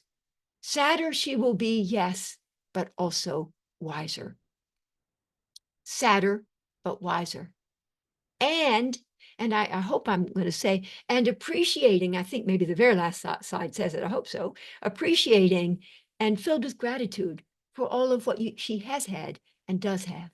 As a result of genuine grieving, grievances, unmourned disappointments, in other words, will have become transformed into the healthy capacity to accept the sobering reality that we cannot make the people in our world change, but that we can and must take ownership of and responsibility for all that we can change within ourselves. So it's not like we want alloplasty, which is other people to change, but we accept that it's our responsibility to do autoplasty. I think Franz Alexander talked about that. I don't know. It's an interesting concept. Alloplasty, others, allopathy. whatever. But anyway, autoplastic self changes. By the same token, we must come to terms with the sobering reality that we cannot change our history, but that we can and must change how we position ourselves in relation to it and how we position ourselves in our life going forward. You can't go back and change the beginning, but you can start where you are and change the ending. Relentless hope. Japanese saying. Oh, phew, thank goodness I got this in here. True happiness is not about getting what you want, but coming to want and appreciate what you have. And thank you, my little minion friends. And please let me just say, if you would like to be on my mailing list or would like to join my entirely free weekly spot supervision Zoom sessions, both live and recorded for later viewing on my private YouTube channel, please email me at marthastarkmd@synergymed.solutions. And also Zara has already for most of you and for the rest of you, is going to resend or send or something the PDFs from which I was working, and so on. And so there was some references, and I will stop here now. All right, I'm done. Thank you. I know I went kind of long, but we kind of started late, so I hope it's okay. All right, so now I'm going to look at the chat, and I see I had not looked before, but I'm going to look, and I'm going to see if I could please here. So late entrance, there's no representation being shared. Is that how it's supposed to be? Oh, sorry. Okay, sorry. Please post your questions here. Okay, good. Q&A starts. Okay. Blamer and blame. Stephanie. Thank you, Stephanie from Houston. Punisher, Stephanie Barthmere. Punisher and punished. Yes, rescuer and rescued. Resenter and resented. So important to clarify that both sides have been introjected. Exactly. Yes. The one punishing and the one being punished. She is both Sado and Maso. Finally, I get it. Thank you, Stephanie. Right. They never go just the person is really masochistic. They're always both. And I see some nice nods from people. Okay, Christine Amos. When grieving begins about the loss of the object's perfect love, idealized love and approval, and her recognition of the sadomaso part of her relationship, is that what you refer to? Oh, as benign regression in the therapy to authentic relatedness. Not specifically. That's not the emphasis, Christine, although that's an interesting point. Benign regression for me and a la Michael Bolland and so on is where you just trust. You just go all the way back and you just trust in the goodness. And it's not really of the world, and it's not, I mean, sort of, but good, sort of. I'll go sort of. So it's 3/4 yes, but most of you just trust in the goodness of the world, and you have faith that things will come through, i.e., where real change can happen. Yeah, but there are different ways to be changing. So there's model 1 change, model 2 change, 3, 4, and 5. So close. Okay, Gretchen. Thank you for the webinar, and thank you for your writing. It has been really helpful. Thank you over the years as both therapist and consultant, and as a client. Thank you. And even, I mean, for me, I learned from presenting this stuff. I've been writing about this stuff for 30 years, always sort of slightly different spin and throwing in more about victimizer and victim this time, and sort of like, I keep learning. Okay, Ed, good friend. Thanks, Martha, for continuing to refine, and clarify this most important phenomenon and process for healing. Thank you, Martha. Oh, thank you for everyone being here. Thank you, Zara. Thank you, Martha. Gemma. If a client healthily grieves a bad object in the present, will this stop the repetition compulsion? Yes, this is where, I mean, the process, of course, but in effigia, I believe Freud, right, didn't he talk about in effigy? So that, symbolically, if you grieve a bad object in the here and now, symbolically, that'll sort of correct for, by way of your having transferred onto the current object, or projected, both displaced onto, which is a sideways motion, or projected onto, yes, then you get the benefit from the small to the all. So from the small, the person, right? So you don't have to like go back and, that's such a good question. I'm so glad you brought that up. You don't have to go back and grieve about your mother didn't, and then your father didn't, and then your brother didn't, and then your sister didn't. You don't have to go back, and your therapist isn't. There's a sense of coming to terms with and making your peace with the fact that the world And more specifically, the mother say, but the world. But that's such a good question. Might you have to do 2 sets of grievances, for example, both the therapist and then a little more from the past? I still would want to say the power of the transference is that the person of the therapist, whether man or woman, represents in effigia symbolically the early on disappointers. And that for the most part, and once you become, there's a little more flow and you become a little more accepting and you can confront and grieve and you get it. So you have another disappointment and you're more easily able to confront the pain that you feel.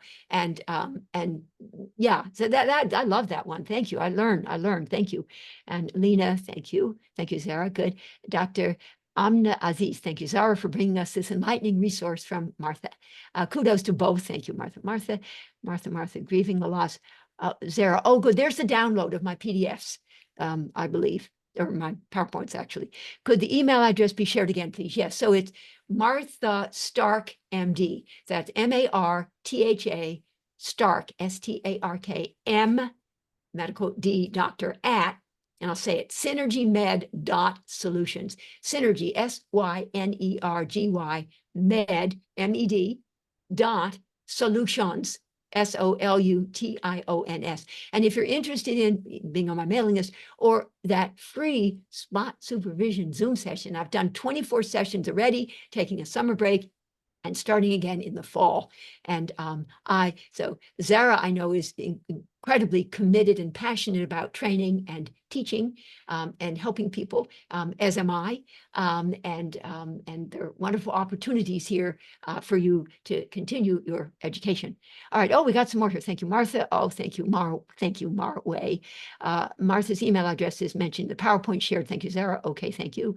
You can reach out to, thank you. Deep gratitude for this. Thank you, Vicki. Thank you, Martha. Blendine. Hello, Blendine. Zara, for more info. Is there an overview summary of the psychodynamic synergy paradigm online? Yes, there is, Nikki. So I will go to my website, please, if I could. Synergymed.solutions. Synergymed, spelled the same way I'd mentioned before, .solutions. And there's something that I don't think I've yet shifted it to the Stark method of psychodynamic synergy, but I think it says PSP, a very obscure way of saying psychodynamic synergy paradigm. That's in the top there. So that.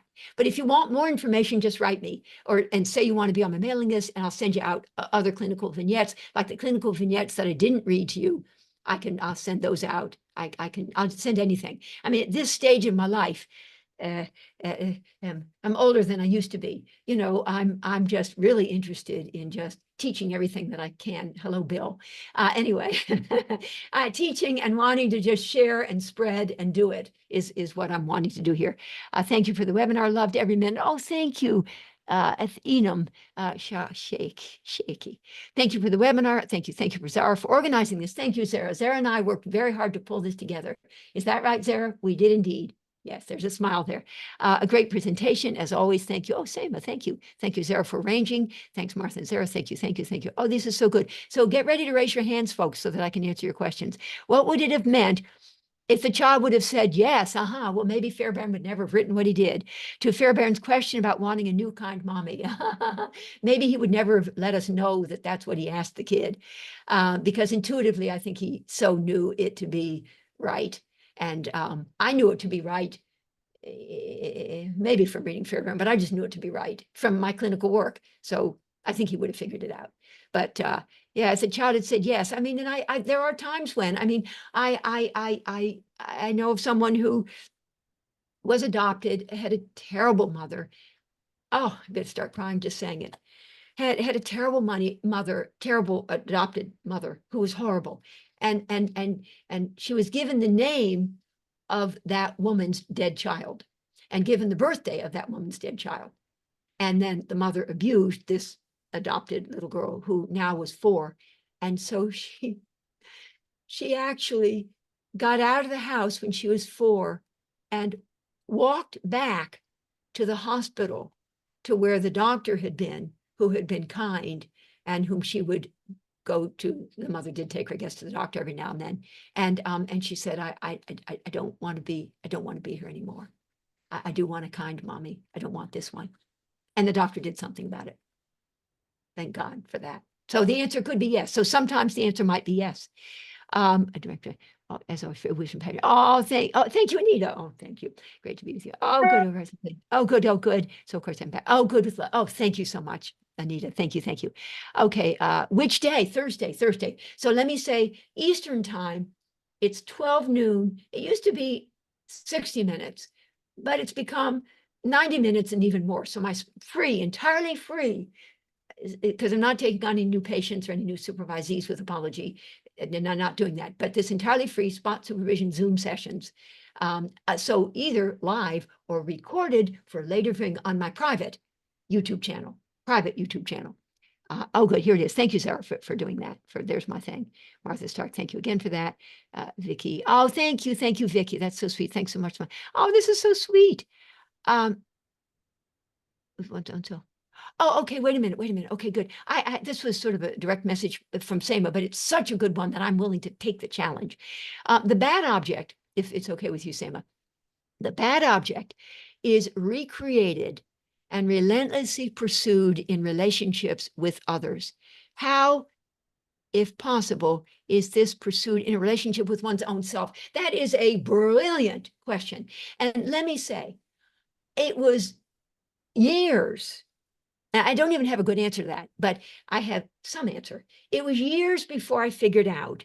I'm like ever busy talking about,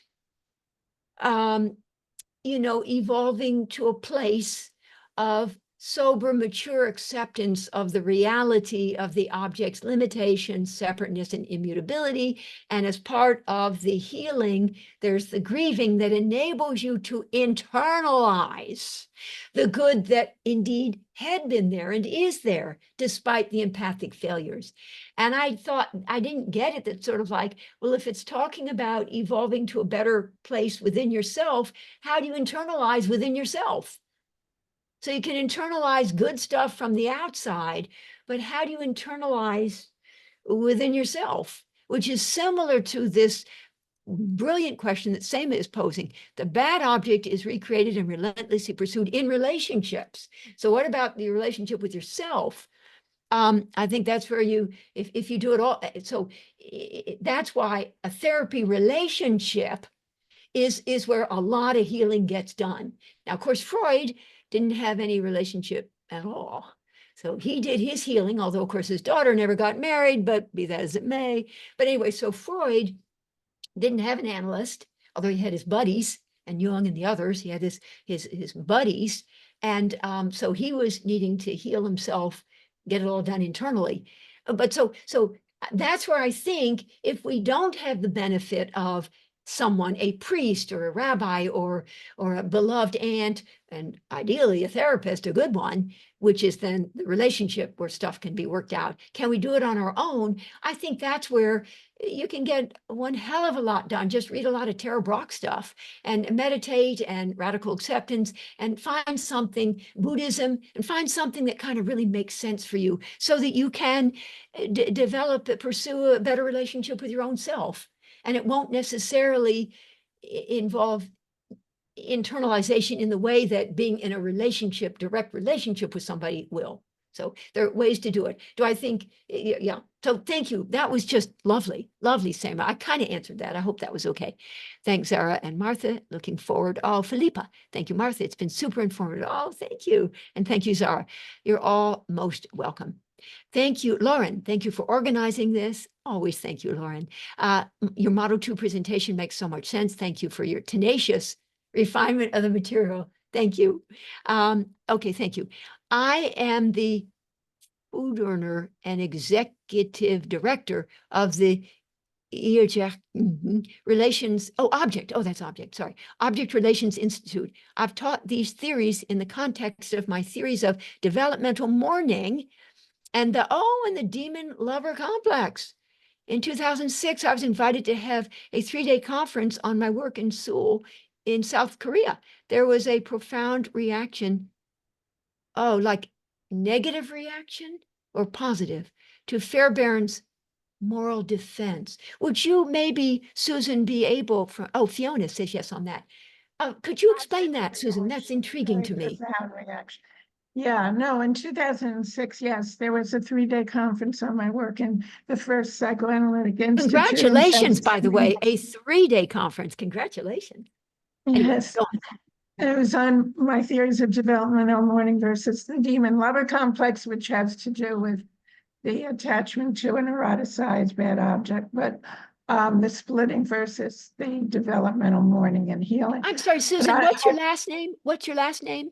Cavalier Adler, Dr. Cavalier Adler, Kavaleer-Adler, Dr. Susan Cavalier Adler. I'm sorry for the Oh, okay, typos. okay, okay. I'm the I founder and know you. executive director I of the know who you Object are. I just saw Relations Susan. Institute. So thank you. Anyway, go Yeah, on, please. Go I on. know. I know you. Okay. But so there was a profound reaction from the people. No, positive excitement when I talked about the child blaming themselves in the moral defense in favor for what the parent did so that they could keep the idealized image of the parent so they could feel they could survive and not know what a bad parent they were in the clutches of. So they and the director of the institute said, oh, and we're all schizoid here. We're all dealing with that. So like the women started getting all excited, saying we need a therapist, and the men started asking all kinds of questions very quickly. It was like this huge excitement. It was about 160 people or so, but it was, yeah, I will never forget that moment about their I bet the reaction to the 160 idea people of won't moral either. defense. That's wonderful, Susan. I will revisit your work. Thank you for that. Thank you. Oh, thank you. And thank you for today. This was very, very illuminating, bringing it together so well on the integration. Thank you. Really loved All it. right, Yeah. please, how to find the private, the YouTube channel. Oh, believe me, Anita, I will let you know. And I will let you know. Okay. I mean, it's sort of private, so I can't say it out loud.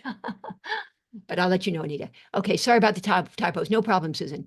Here it is, Cavalier Adler, author of books on. Yeah. Wow, good. Good, Demon. Okay, good. Zara, I'm not sure if it's relevant. Oh, okay. Yes, no, it is. Yes, so if I could say, yeah, so from Zara. Yes, confused about enactment and reenactment, or are they the same? Okay, good. And creation and recreation. So enactment is elements of something new and not necessarily familial and therefore familiar. Reenactment is it's been before and now it's being done again. You're reenacting what had been.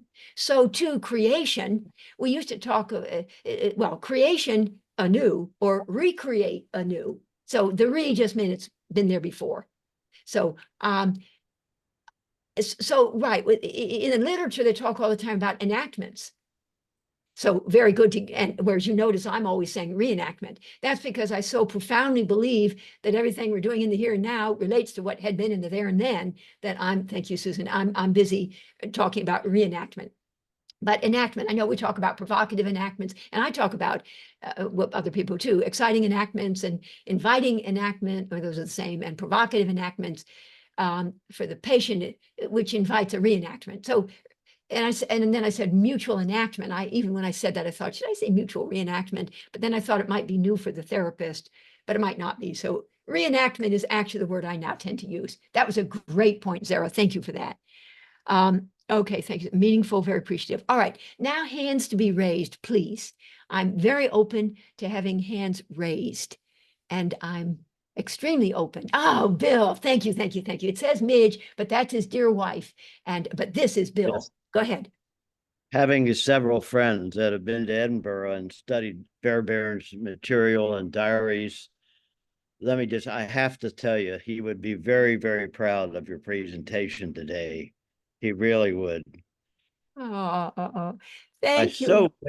So wish, though, that he had stuck with internal saboteur rather than anti-libidinal ego, because that captures your sadism, masochism so beautifully. All right. Let me just say, going forward, I am going to remember what I had known, and it's one of those many things you know and then lose track of. It is internal saboteur. You kind of say it in a kind of special way. Saboteur, is yes, It is aggressive. It is the anti-libidinal ego. It is that aggressive energy. But internal saboteur is so much better. And that also then highlights, even and ever better, the idea of what I sort of threw in there about victim. You feel victim and masochistic defense of relentless hope, and victimizer or internal saboteur, the sadistic defense of relentless outrage. Oh my God. Thank you. Thank you. Thank you. See, you just learned so much. I learned so much. Thank you, Bill. And Bill, you and I will be in contact, right? For another repeat something. You and I will be in contact. Okay, good. All right. Now, other people, you have Philippa almost raised her hand, but raise your hands. Oh, she did. Philippa, unmute yourself, please, and then we'll do Ludwig. Oh, good. Philippa. I'm unmuted. Can you hear me? Yes, yes, yes. I have a question. I'm not sure I'm going to be able to formulate it correctly, but I'm just thinking of particular clients. Naming that outrage has been super helpful for me because my client's been in this state of outrage for a long time. And I'm wondering how much behavior of the sadistic part mirrors the sort of experience and the sort of abusive behavior that she's experienced from the parents.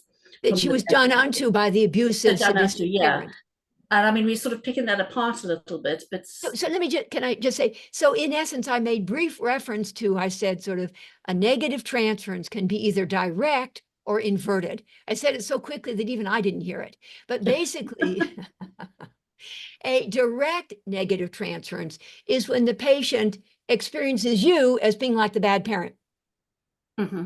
An inverted negative transference is when they do unto you sadistically what the sadistic, abusive, victimizing parent had done unto them. Also negative transference, that's inverted. And I think you're talking about a situation where this woman, and she's relentless about it, and it's tough. She is ever busy being enraged. You know, we'll say more, but against it gets the really world. Whatever sort of relationship she has, yeah. Okay. And so what will be important at some point will be for her to be able to acknowledge, remember, both sides, the third line of defense is the unconscious repression. I always think my arm's going out like that to repress. The libidinal, yearning, longing, and the anti-libidinal internal saboteur that is, how do you like that? Aggressive anti-libidinal. And so she's in touch with and can take ownership, like, whoa, and how? So doer and done too. So she's the doer. Jessica Benjamin's, but it's going to have to be that she acknowledges and takes ownership of her relentless hope, and gives airtime to that she had so hoped that, and what she's yearning and longing for. For now, so can I, if you wouldn't mind, can I hear a sentence, just a sentence that has like 8 words in it, a sentence, I want to hear her, of what she'll say when she's in her sadistic outrage and outrage, or just outrage. Again, not just rage, which is more diffuse, but outrage that they specifically did not. Can I hear a sentence, please, from you? Something like, I really, really am going to sue them. I'm going, I can't think of it. Okay, that's good. That's good. It's not okay what they're doing. There's not okay what they're doing. Contact is always, I am going to sue them. They always know they've got to be scared of me because I've got that power. Okay, so what I'm going to go with this woman who is so cathected in this stance of internal saboteur and raging about, I'm going to be, for now, because this woman is probably way tougher than I am, I'm going to go with, it is just an outrage. I'm going to be completely and absolutely with her until the cows come home. It is an outrage. It is not okay. My God, sue the pants off of them. Not okay. How dare they? And because there's a sense of, she just so wants it to be understood that how aggrieved she is and how not okay and how unfair it is. And you're so going to get it, and you're just say, so not fair, God damn it, not fair, not okay, sue the goddamn pants off of them, not okay when they do that.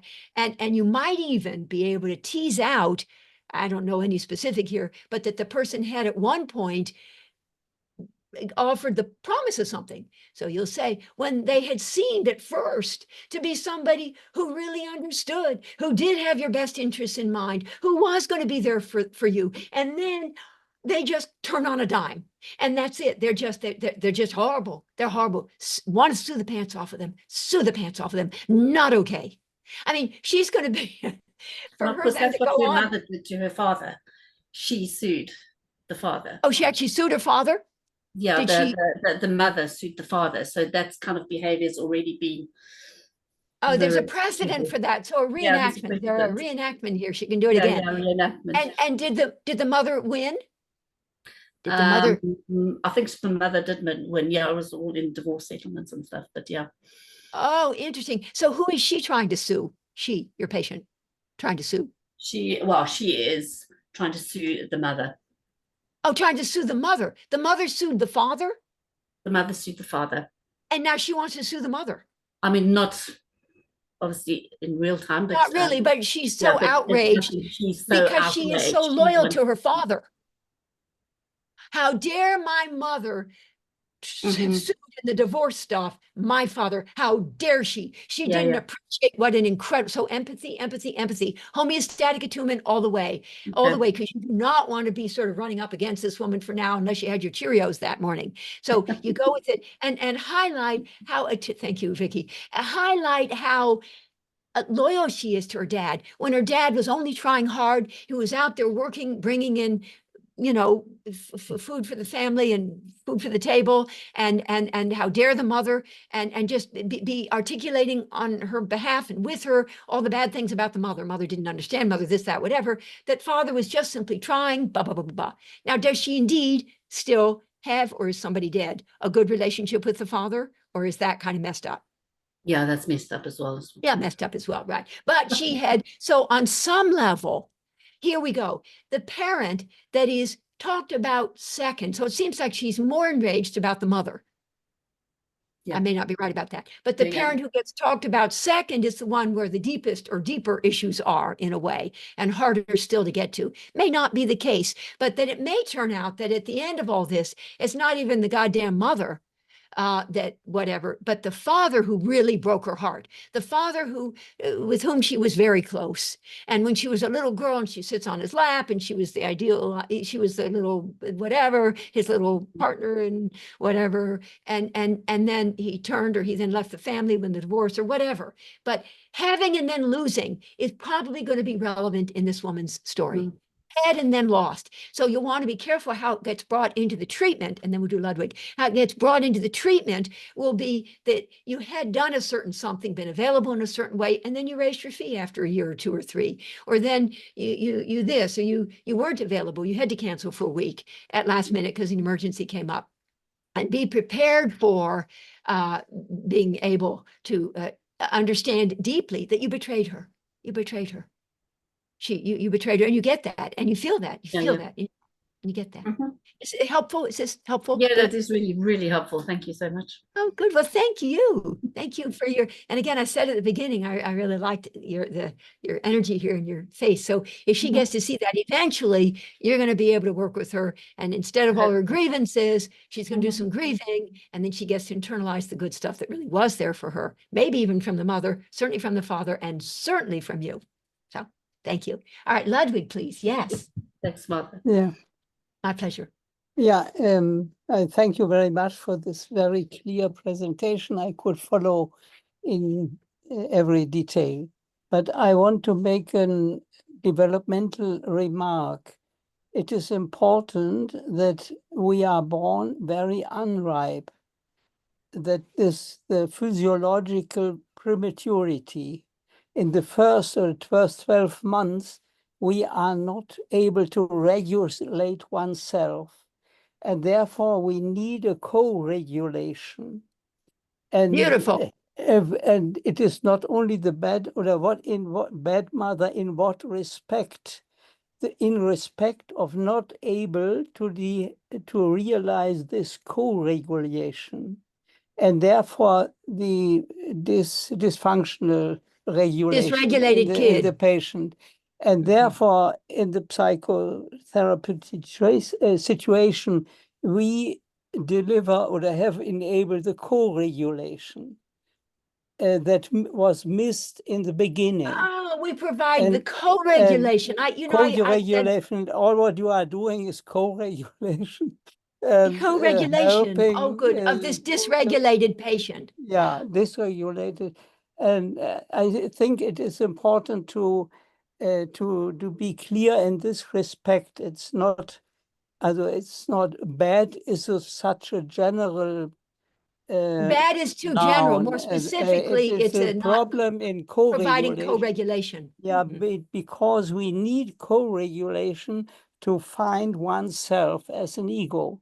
Going forward. We have not biological egos, but the egos are developmental, evolved in our relation to our early parents.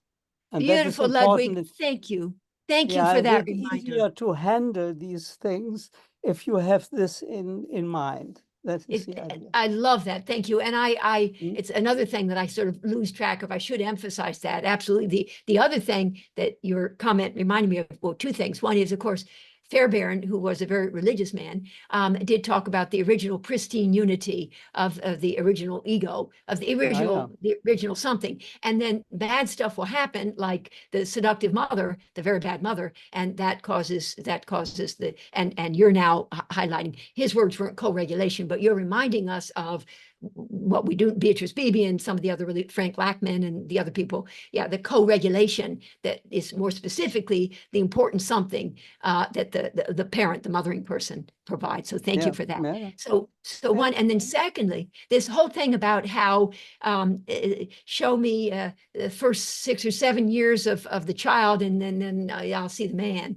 or the woman, and the idea that it's just sort of amazing when you really think about it, that it's in those first 6 or 7 years that the little one in a completely sort of alpha theta brainwave state, sort of in a programmable, hypnotizable state, just sort of downloads programs onto the hard drive of their unconscious, whatever they're told, without any filter, without censor, without anything. And so if they're told this, that, or whatever, it just goes right in there. And those then become the narratives that they have about self, others, and the world. And it's just a sobering reminder of just how vulnerable the little one is, and needs to have the attuned co-regulation from the regulator person, to help them deal with the slings and arrows that are going to come their way over the course of certainly the first 12 months, 18 months, and the next some years.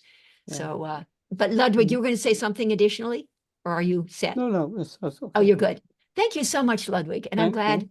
Mm. Glad. Okay, good. Now let's see. Somebody else with a raised hand. I see people almost. Bill again. Yes, please.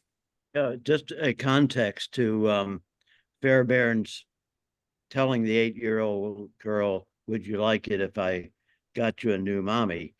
He was discussing with Guntrup the difficulty in giving up the bad object, and Guntrup wouldn't buy it. So they went over to the orphanage, and Fairbairn had been working with that 8-year-old girl, and Guntrup standing behind him. And so he said, would you like a new mommy? And she said, no, I want my own mommy. And then he turned to Guntrup and said, there, you see what I'm saying? Oh, that's nice. Thank you for the context. I appreciate that. Thank you. Thank you. Thank you. And let me say, Philippa, if you wouldn't mind giving your last name, that would be appreciated by Vicky and others. Just say it. Okay. Now, any other questions? I'm clearly eager to have any questions from any of you all from Pakistan here. Did Julie almost raise her hand? Not really. Let's see. No. Well, I do have yes. a, Oh, Julie. Oh, I have a good. question. Thank you. I'm thinking back on someone I had worked with before, and the anger was coming at me continuously. May I And ask if it was outrage? Did it feel like outrage? It did feel like outrage, yes. I mean, it was anger too, but it was outrage. Mhm. It was outrage. And I did ask, how am I failing you? And there were various answers. Many different answers, many things. A lot of it had to do with not coming up with treatment options that were acceptable, that were acceptable to this person, of a treatment resistant depression. and How many years had you been working with her? about 2 or 3 years. And at first it was oblique. There were oblique statements being made about the mental health profession in general failing her. From the But all to the small, then it became directed towards you. yes, yes. But then it became more and more, and just outrage. And I didn't, I stuck to my guns in terms of not becoming more and more involved as a case manager, Right, or and trying to problem solve, right? yes, Mhm. right. Because as you, I believe in empowerment. Um, and she became more and more enraged. And Okay, eventually, so now how much emphasizing with her did you do of that this world has done her dirt? I mean, she doesn't nowadays, the mental health profession, they let you down. People yep, earlier on, you remember when the teacher had sort of shamed her and then the parent, and that the world is just, God damn it, a very, very disappointing place. And she yes, is, and did you do a lot of that? And when you would do that, how did she react, defensively react or adaptively respond? How did she? she did respond. She liked that, What would she say? What would she say? she would say yes, yes, yes, and more of that, and then come up And with then more I'm of going the. to say, and the pain goes so deep. I'm going to slip in some stuff. The pain and Mhm, the heartbreak goes so deep. So she's talking about the outrage and the anger, but I'm actually going to sort of underneath, I'm going to say, and the pain and the outrage and a lonely position when you're aware of how the mental health profession just disappoints and lets people down, or your parents or whatever, the sister didn't feel that way, whatever. And here she's in this lonely place of mhm, knowing just how disappointing the goddamn world is. And her parents were, and the teacher was, and all of them, including you, and I mean, I bet you can probably, and then Zara has a point.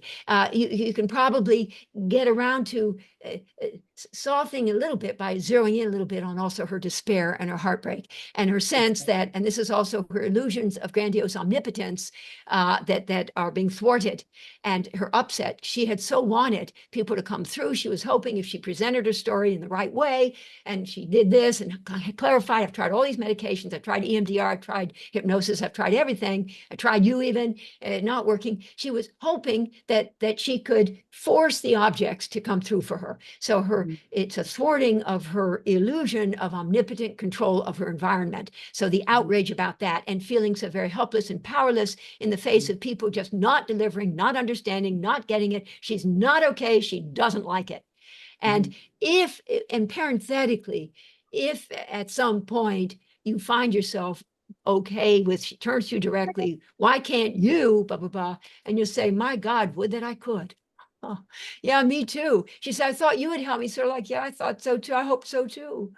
And mhm, every now and then you can slip in a little bit aggressively. You can say, a lifetime in the making. Obviously, it'll take, some time to correct for it. You can throw that mhm, in a little defensively and a little bit aggressively if you want. You can do that. But yeah, zeroing in on the heartbreak and the despair that she feels. And mhm, my model 4, which is an existential humanistic one, does talk about, I describe it as either going from relational absence, the R word, the defense, relational absence, to authentic presence, the A word, the adaptation. So from defense to adaptation. And then I talk about the existential perspective from nihilistic rejection of existence. There's the R word, rejection, nihilistic rejection of existence, to existential, which is sort of a little more evolved, existential acceptance, there's the A word, of its dualities, polarities, and complementarities and mhm, complexities. And mhm, and so model 4 often, and she's maybe a little isolated in her life because nobody's good enough, nobody comes through, and the despair she feels, yeah, the despair and the retreat into her own little whatever, and the despair she feels about ever being able to find somebody who's really going to get it and be able to be there for her in the way that she would have wanted. It doesn't seem unrealistic to her what she's wanting. And mhm. it's just heartbreak that nobody gets it right. So you go with her in both the outrage, she is internal saboteur, and she is yearning and longing and Right. wishing, and why not? And the loneliness and despair that she now feels.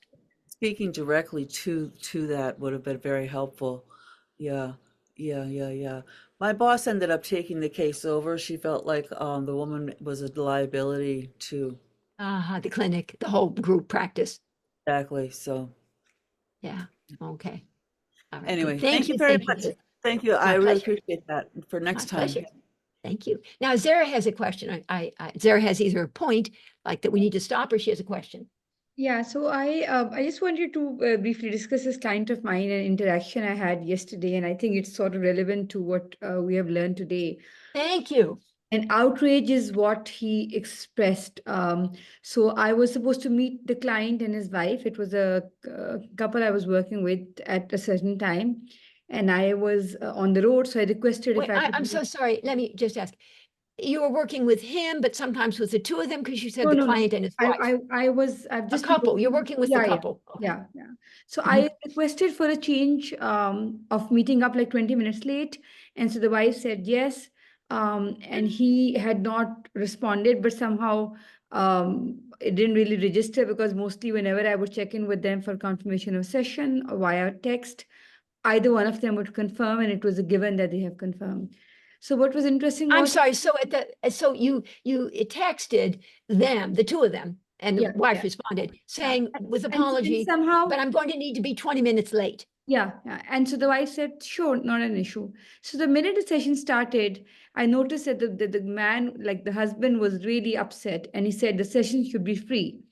And I said, what are the grounds for a fee session? Because he said, your rule says that if there's rescheduling beyond 24 hours, then the session is supposed to be free or charged in case they don't show up. And I said, well, I requested for 20 minutes. And because you guys said yes, how does that sort of translate into the same rule? And then he said, why did you assume that I also said yes? Because it was just my wife. And so my question more, the interaction was that I could feel that I'm fully part of the reenactment and maybe some enactment. And there was this internal supervisor telling me this is an enactment, you're going in the trap. But yet my body was feeling so much, and I was getting so upset. I was feeling defensive, and I was like, what the hell? Screw you. And it was an online session, and a part of me just wanted to shut my laptop screen down. And I was like, why the hell did I even sign up for this profession? I should have, gone for an alternate profession. And yet there was this voice that's saying, it's a trap, it's an enactment, ground yourself. And eventually, so I did ask him, I said, okay, tell me more. How is it for you to, like he kept on saying, it's not fair. If you're going to be fair, then I'm going to be fair. If you're going to be unfair, I'll be unfair. What's good for the goose is good for the gander. Yeah, and I said, who's going to decide? Fairness can be a perception as well. And then he said, and I don't know, like somehow I was able to sort of ground myself after 10, 15 minutes, like whatever I was feeling. And although my voice was perhaps not communicating it, but I'm just saying that in my body, there was a lot of protest to why do I have to take this crap from him, right? But yet another internal supervisor was telling me, this is the work, like just hold the space for him. And so I asked him, what would it mean for you to have the fee session? And again, he said, it means that you are being fair to me. And otherwise, I'm going to terminate therapy. So I did end up offering the fee session. But then 30 minutes after we had this argument where he was like, free, free, free, and I gave in. And again, that voice saying, is this an enactment where I end up giving him the control that he's been fighting for? And I've ended up identifying with the projection, or have I avoided it? Where am I? But in the last, I love what you did. So far, everything so far, I love what you did. And Yeah. even if indeed you did allow him to control you and you were participating then in what he was needing you to do, but it was his controlling you and this and that, whatever, you put up a good, I love what you did. I love what you did. And later, eventually, I mean, I have in my time sort of surrendered and sort of like, okay, I've done stuff. I changed my cancellation policy for one woman because she just needed it to be different. And yes, it was a reenactment. It was this and that, whatever. But eventually, I mean, it was part of our process. It was fine. We get to be. It's good for us to relent. Yeah, but and even if the relenting is also part of our having been controlled, that's okay too. Okay. So just one last thing. So, but in the last half of the session, I did speak. Let me about say, what- he said, I will pay for it after all.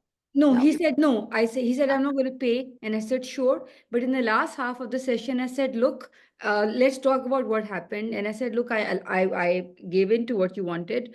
But I also want to share that I felt disrespected. Unconsciously, you stepped on some wound, some primary wound that I was also experiencing. But and I wonder if this is something how your wife feels, because the wife in between said, "This is exactly how I feel. This is exactly how it makes me." And I said the difference is, unlike her, I think that you and I, as authentic adults, can talk about what happened, and let's now explore how could you have expressed all these big feelings you were feeling differently without making you feel attacked and without all that was coming up. And that really softened up the space. And somehow I started to see a little boy who really wanted to be Vulnerable. seen and heard, and there was an attachment protest somewhere. And the space really turned in a very beautiful, like the energy just changed in the last half. Brilliant. Zara, that's a brilliant piece of clinical work. And by you being attuned to what you're experiencing in your body and still maintaining, observing, reflecting ego, but also attuned to the experiencing, participating part of you. And then at the end saying, maybe we can step back and take a look at this. And you made this lovely, lovely highlighting from the small to the all, or from whatever to what the wife feels. And she's nodding, yeah. That was a brilliant, see, that's a good one where it'll be kind of messing and mucking around. It'll feel like, oh my God, and am I being controlled? Yeah, you were being controlled, but whatever, and this, that, whatever. And then you being able to recover your in a beautiful way, you're observing, reflecting ego, and to say, near the end, maybe we can look at this. Maybe this is something similar to what your wife tends to feel. And the wife is busy nodding, yeah. Yeah, she And was he's so excited. yeah, totally. I mean, like, oh my God, this is incredible. And I think that That's the last bit was beautiful, and it ended where he said, like he said, my takeaway was that I can express how I was feeling from a vulnerable place, not from an offensive place, but this is what I do. I stay passive and then I jump to being aggressive. And so we spoke about what does being assertive mean for him, and touching that vulnerable soft space. And he said, it's very scary. And I said, so you felt threatened and you end up making me feel threatened.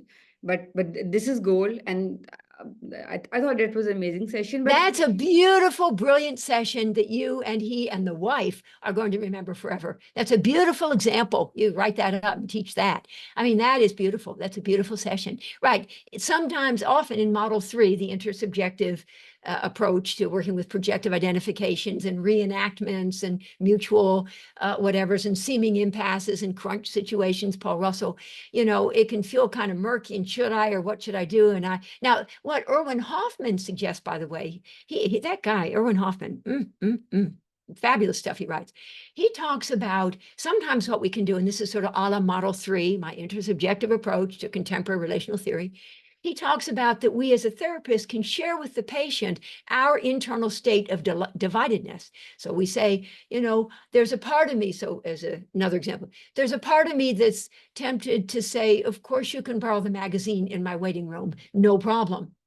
But another part of me that fears that were I simply to say, sure, we might miss an opportunity to understand what it means, the fact that you would have asked, and the fact either that I would say yes or no, that we'd lose an opportunity. So you share with the patient your internal state of, I'd like to X, but my fear is that Y.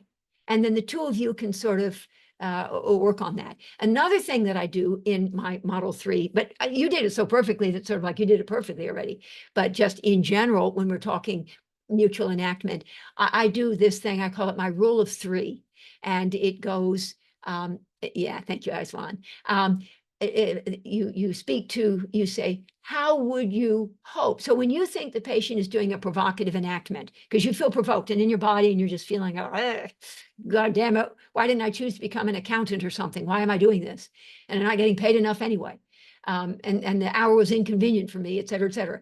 So you can ask, how would you have hoped, or how would you hope that I respond? That's more like id. And or you can say, how are you afraid that I might respond, which is more superego proper or conscience? And or how do you imagine that I will respond, which is more the executive functioning of the ego, the dorsolateral prefrontal cortex of the ego. So the example I give is, it was the end of a session. I get to the door and letting the patient out, and the patient at the last minute, I've worked with her for a number of years. At the last minute, she says, actually, I'm going to take a break. I want to take a break. So I won't be here next week and sort of for the next several months, I'm going to take a break. And I'm like, oh my God, a door handle comment on her part, and like, oh my God, like Jesus. And so I suddenly remembered my rule of 3, and I said, how do you imagine that I'm going to respond to that? I figured maybe I could get some supervision from her. How do you imagine that I'm going to respond to that? And she said, oh, you're probably just going to say, come back next week and we'll talk about it then. And I said, yes, yes, yes. Come back next week and we'll talk about it then. So she came back next week. Liz in a moment. So she came back next week, and we did indeed continue from there. So that's the rule of 3. So model 3 stuff is you focus in on the here and now of the relationship. So model 1 is really more cognitive, their internal landscape. Model 2 is their need for you to be a certain something that they didn't have early on. Model 3, so they're wanting to create new good. Model 3 is about their recreating old bad.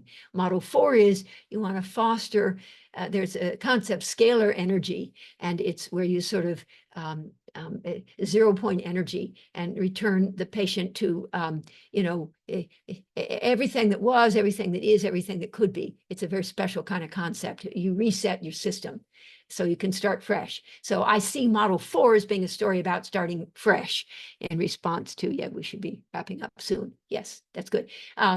Reset to a benign beginning, to a new beginning so that you can start anew. And what was I saying? I'm sorry, because I was reading those messages. All right, let me see. Let me see. Benign regression. Oh dear. I don't know. Yes, Vicky, unmute yourself. Yes, please. And tell me maybe what I was going to say. Yes. Hi, Martha, and thank you so much for this really incredible presentation. And I then feel Liz, I'll do you. Go ahead, Vicky. I feel like I'm in the company of giants, so I'm so grateful to everybody here. I have a question about working with the schizoid character structure. Yes, I saw that. Yes. Yeah, Which and is my model 4, which I was going to say my model 4. Thank you for picking up on. That's where I got interrupted because I saw you message. I thought, oh, I'm going to tell her that's model 4. Yeah, So I just often struggle. I am a classic masochistic structure, and I've been really excuse me, working your classic sadomasochistic structure. Yes, exactly. Thank you. And a lovely one at that, a lovely one at that. And so aren't we all? Anyway, so one of the things that I struggle with is, this patient who just cannot feel, and he doesn't know how he feels, and I don't know is a regular. Wait, no, not he can't feel. He won't let himself feel. He won't let himself feel. Yes. The experience is that I can't. All right, so give me a sentence, please, that he'll say. And again, this is perfect. Yes, model 4, schizoid withdrawal, yes, and relational absence, and so on. So a sentence I want a he sentence. would say is, I'm so tired. I don't want to be here, but I don't want to stop coming. Oh, good. He sort of just copied that right out of Guntrup's book. Yeah, that's fabulous. And so you absolutely do what I call an elaborated paragraph, where you pick up on and create a paragraph out of what he just said. And you'll say he is just so exhausted from the effort of trying to be out in the world, trying to find connection, trying to find something that's going to give meaning and purpose to his otherwise directionless and ridiculous life. So nihilistic rejection of existence is what I'm just kind of parroting back all of what I know about that. And he just can't imagine that it would ever be any different. And it is so painful. And why bother? And I mean, why bother anyway? I mean, like, whatever. It's not going to make any difference anyhow. I'm so tired. I'm so tired from the effort of trying to get something to happen when I just know it isn't. And for you to just really, this is one of my vignettes. I call it, I want my mommy. And I had a patient who was in such despair and so flat, but also in despair and tired and exhausted from the effort of trying to live. And And in my time, I'd also been a little hopeful on her behalf, thinking she needed me to carry the hope where she carried the hopelessness. But sort of like she then just felt me as being so at odds with where she was at. So much for empathy on that one, forget that. So then I got it more and I went with her, joined her in her experience of just absolute despair. And I remember sitting there in my chair, the one that I pounded my fist on and hurt my wrist on, and my tri-post chair, and I'm sort of leaning back. That's the way I used to do it. I sit there. Oh, bye, Susan. Anyway, I sit there and I slump into my chair, and then I say, I want my mommy. I actually said, I want my mommy. It was not a strategy. It was nothing. Thank God nobody was watching behind a one-way mirror. I wanted my mommy because I remembered the concept of connection. And at a time like this, what gives your life meaning and purpose is connection and moments of meeting. Now, what I always kind of add a little bit is, I'm not entirely sure I wanted my mommy, but my work in my own therapy. So I wanted a good mommy, and my mommy Yes. good enough. I want my mommy. And she then, interestingly, really started to cry and felt so connected with me, and then remembered the connection that she actually had with her dad, not her mother actually, but her dad. And that was sort of important and special. But so, yeah, model 4. Yeah, thank you, Vicky. Yes, there is hope. And so Ofra Eshel talks about analytic oneness, Israeli psychoanalyst. And I love the concept. And it's regret. So for me, my words are regression to redo. Benign regression is Michael Balland, and to a new beginning. And scalar energy is my thought. So you can reset. And so infinite possibilities. Oh, there's Susan again. Thank you. So there are infinite possibilities. And you can start afresh. You can try to do model 2, serial accretion of new good to correct for the deficits, or model 3, serial detoxification of old bad in order to detoxify the pathogenicity of the pathogenic interjects, or more insight and awareness to sort of get a handle on things, or even model 5, since you've reset to redo, model 5 is a more action-oriented, just do it. So you can really start over and just do it. Right. So, so really settling in, and the real challenge, the optimal stressor in model 4 is having them at least, which indeed your patient does, come each week so that you can have them into treatment. That for them is the stressor. But then being with them and just elaborated paragraphs where you get it and they feel a connection, where you even get it before they said it. You really go back to giving them the absolute dependence of Winnicott, where they feel completely held, a holding environment, nurturing, and so on. So in the models of the 5, the one that really fosters a regression, hopefully a benign regression, is model 4. In model 1, cognitive, model 2, affective, model 3, relational, model 4, existential, model 5, the quantum neuroscientific one, synaptic. So a CARES, a CARES approach to deep embodied healing.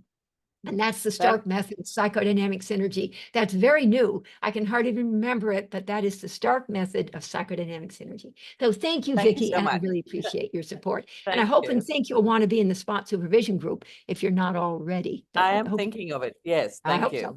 Hope so. All right, thank you. All right, Liz, because my eye's on the time, I know we have 5 more minutes. And yes, and so Liz, please, where'd Liz go? Yes, hi. Oh, there's Liz. Hi, Liz.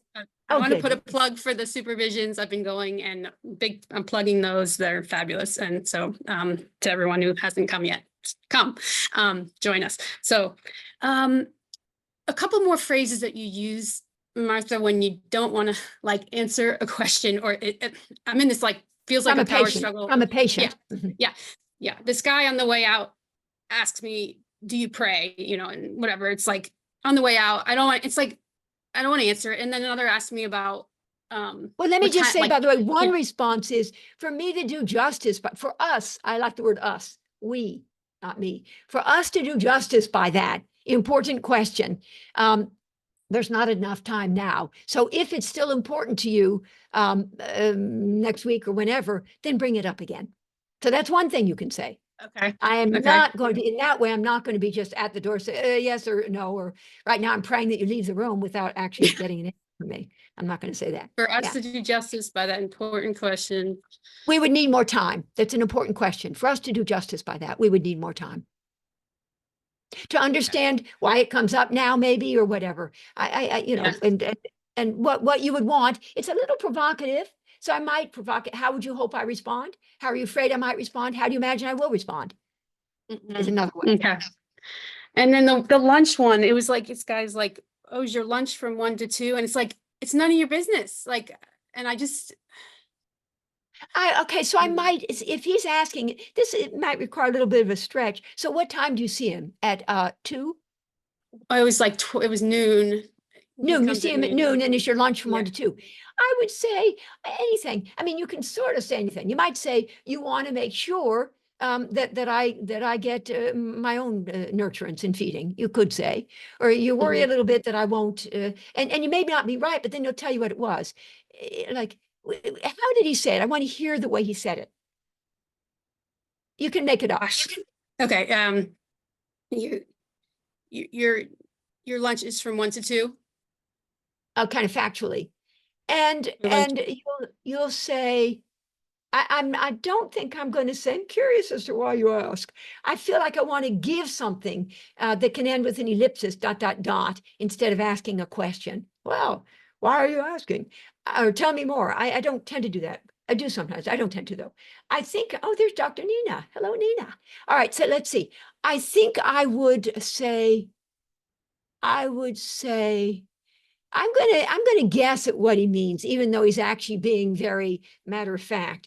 And I'm going to say, you want to make sure that I get fed?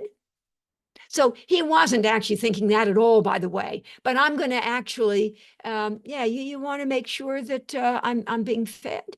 And then he's going to have to say why he said the somewhat inappropriate, intrusive, whatever. We're also privately thinking, because we think a lot of private thoughts, and that's the way thoughts often tend to be, private. And we're thinking, I wonder what kind of reenactment might be going on here. That he's making someone uncomfortable, because quite frankly, it's a little uncomfortable for me. I mean, ordinarily, I don't mind mentioning when I eat, but in this way, it feels a little bit kind of weird and inappropriate for him to be asking. But we don't necessarily at that moment, and we just simply maybe go with, you're wanting to make sure that I get myself fed, ... And then he'll say, no, I was just wondering. You say, okay. And then I might say, but if there was more of a message in it to me, here's another thing I say, then I wouldn't want for us to miss the opportunity to learn more about what might be going on for you, that you would have asked that. If there is something more here, the fact that you're asking, I wouldn't want for us to miss the opportunity to figure out what might be going on for you. So we don't miss that opportunity to understand that. Makes sense, I'd say. Makes sense. Yeah. Okay. Yeah. All right. Yeah. Thank you, Liz. Thank you. Thank you. Thank you, Appreciate it. Oh, good. I realize it's 2:00. Let's see. Please, can you mention the time of the supervision group again? Yeah, so it's Thursdays at 12 noon Eastern time, 12 to 1:40. It's 100 minutes, really. You can come or go whenever you want. I don't know, actually. I'm just so busy. A case is presented for 60 minutes and back and forth with the case. And then we open it up to comments from the chat and raised hands, and for another 30 minutes or 40 minutes or whatever. And it's recorded for later viewing on my private YouTube channel. So you email me and so on. And the only prerequisite is that you have some familiarity with the Stark method of psychodynamic synergy and a desire to learn more. And it's how I translate theory into practice. It's a CARES approach. Thank you, Dr. Nina. It's a CARES approach to deep embodied healing. And I'm learning so much. I mean, I've learned so much from today. I mean, internal saboteur, like whatever, all the way. And demon, I have to go back and review that stuff. Susan, thank you. And this is good. This has been great. Now, I know I'm looking at Zara. Let me say, I believe that Zara And she presented for us a beautiful, brilliant example of Model 3 in action and negotiating at Darlene Ehrenberg's Intimate Edge. And there's going to be more of that in her Healing Matters Center, which is about training in psychotherapy, deep work, deep healing work, all sorts of different approaches. Do I have that right, Zara? And that's going to be, it's in the envisioned stage at this point. But it's going to be, it's coming soon. Is that right? Coming soon? Yes. And do you know that if you envision something, this is important from a Model 5, if you imagine something, sometimes it's almost as effective as if it actually happens, which is why during the Olympics, you're going to see that coming soon. You know, you're going to see sort of them kind of doing like the gymnast. Internally, they're imagining their routine, their floor exercise. And they say that you can do personal training, you can train fitness stuff, that you get like 50% benefit. I like this. If you just imagine it and you don't actually do it, that imagine, which is why when we have people imagine what could be, and I talk about creating destabilizing mismatch experience, growth incentivizing between the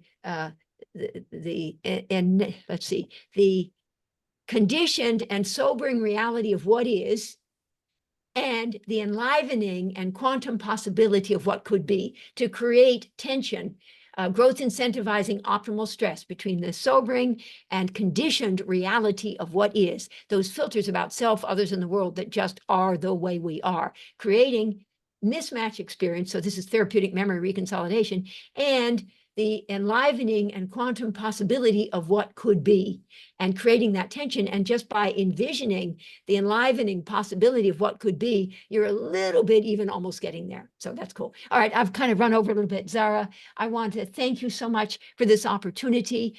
And I'm very grateful to you, and I had a fabulous time. Yeah, no, thank you so much, Martha. I think the learning has been immense, and I've been receiving messages from my colleagues, Pakistani colleagues, and they've just been very grateful. And I hope we can do this together at maybe in the later half of the year.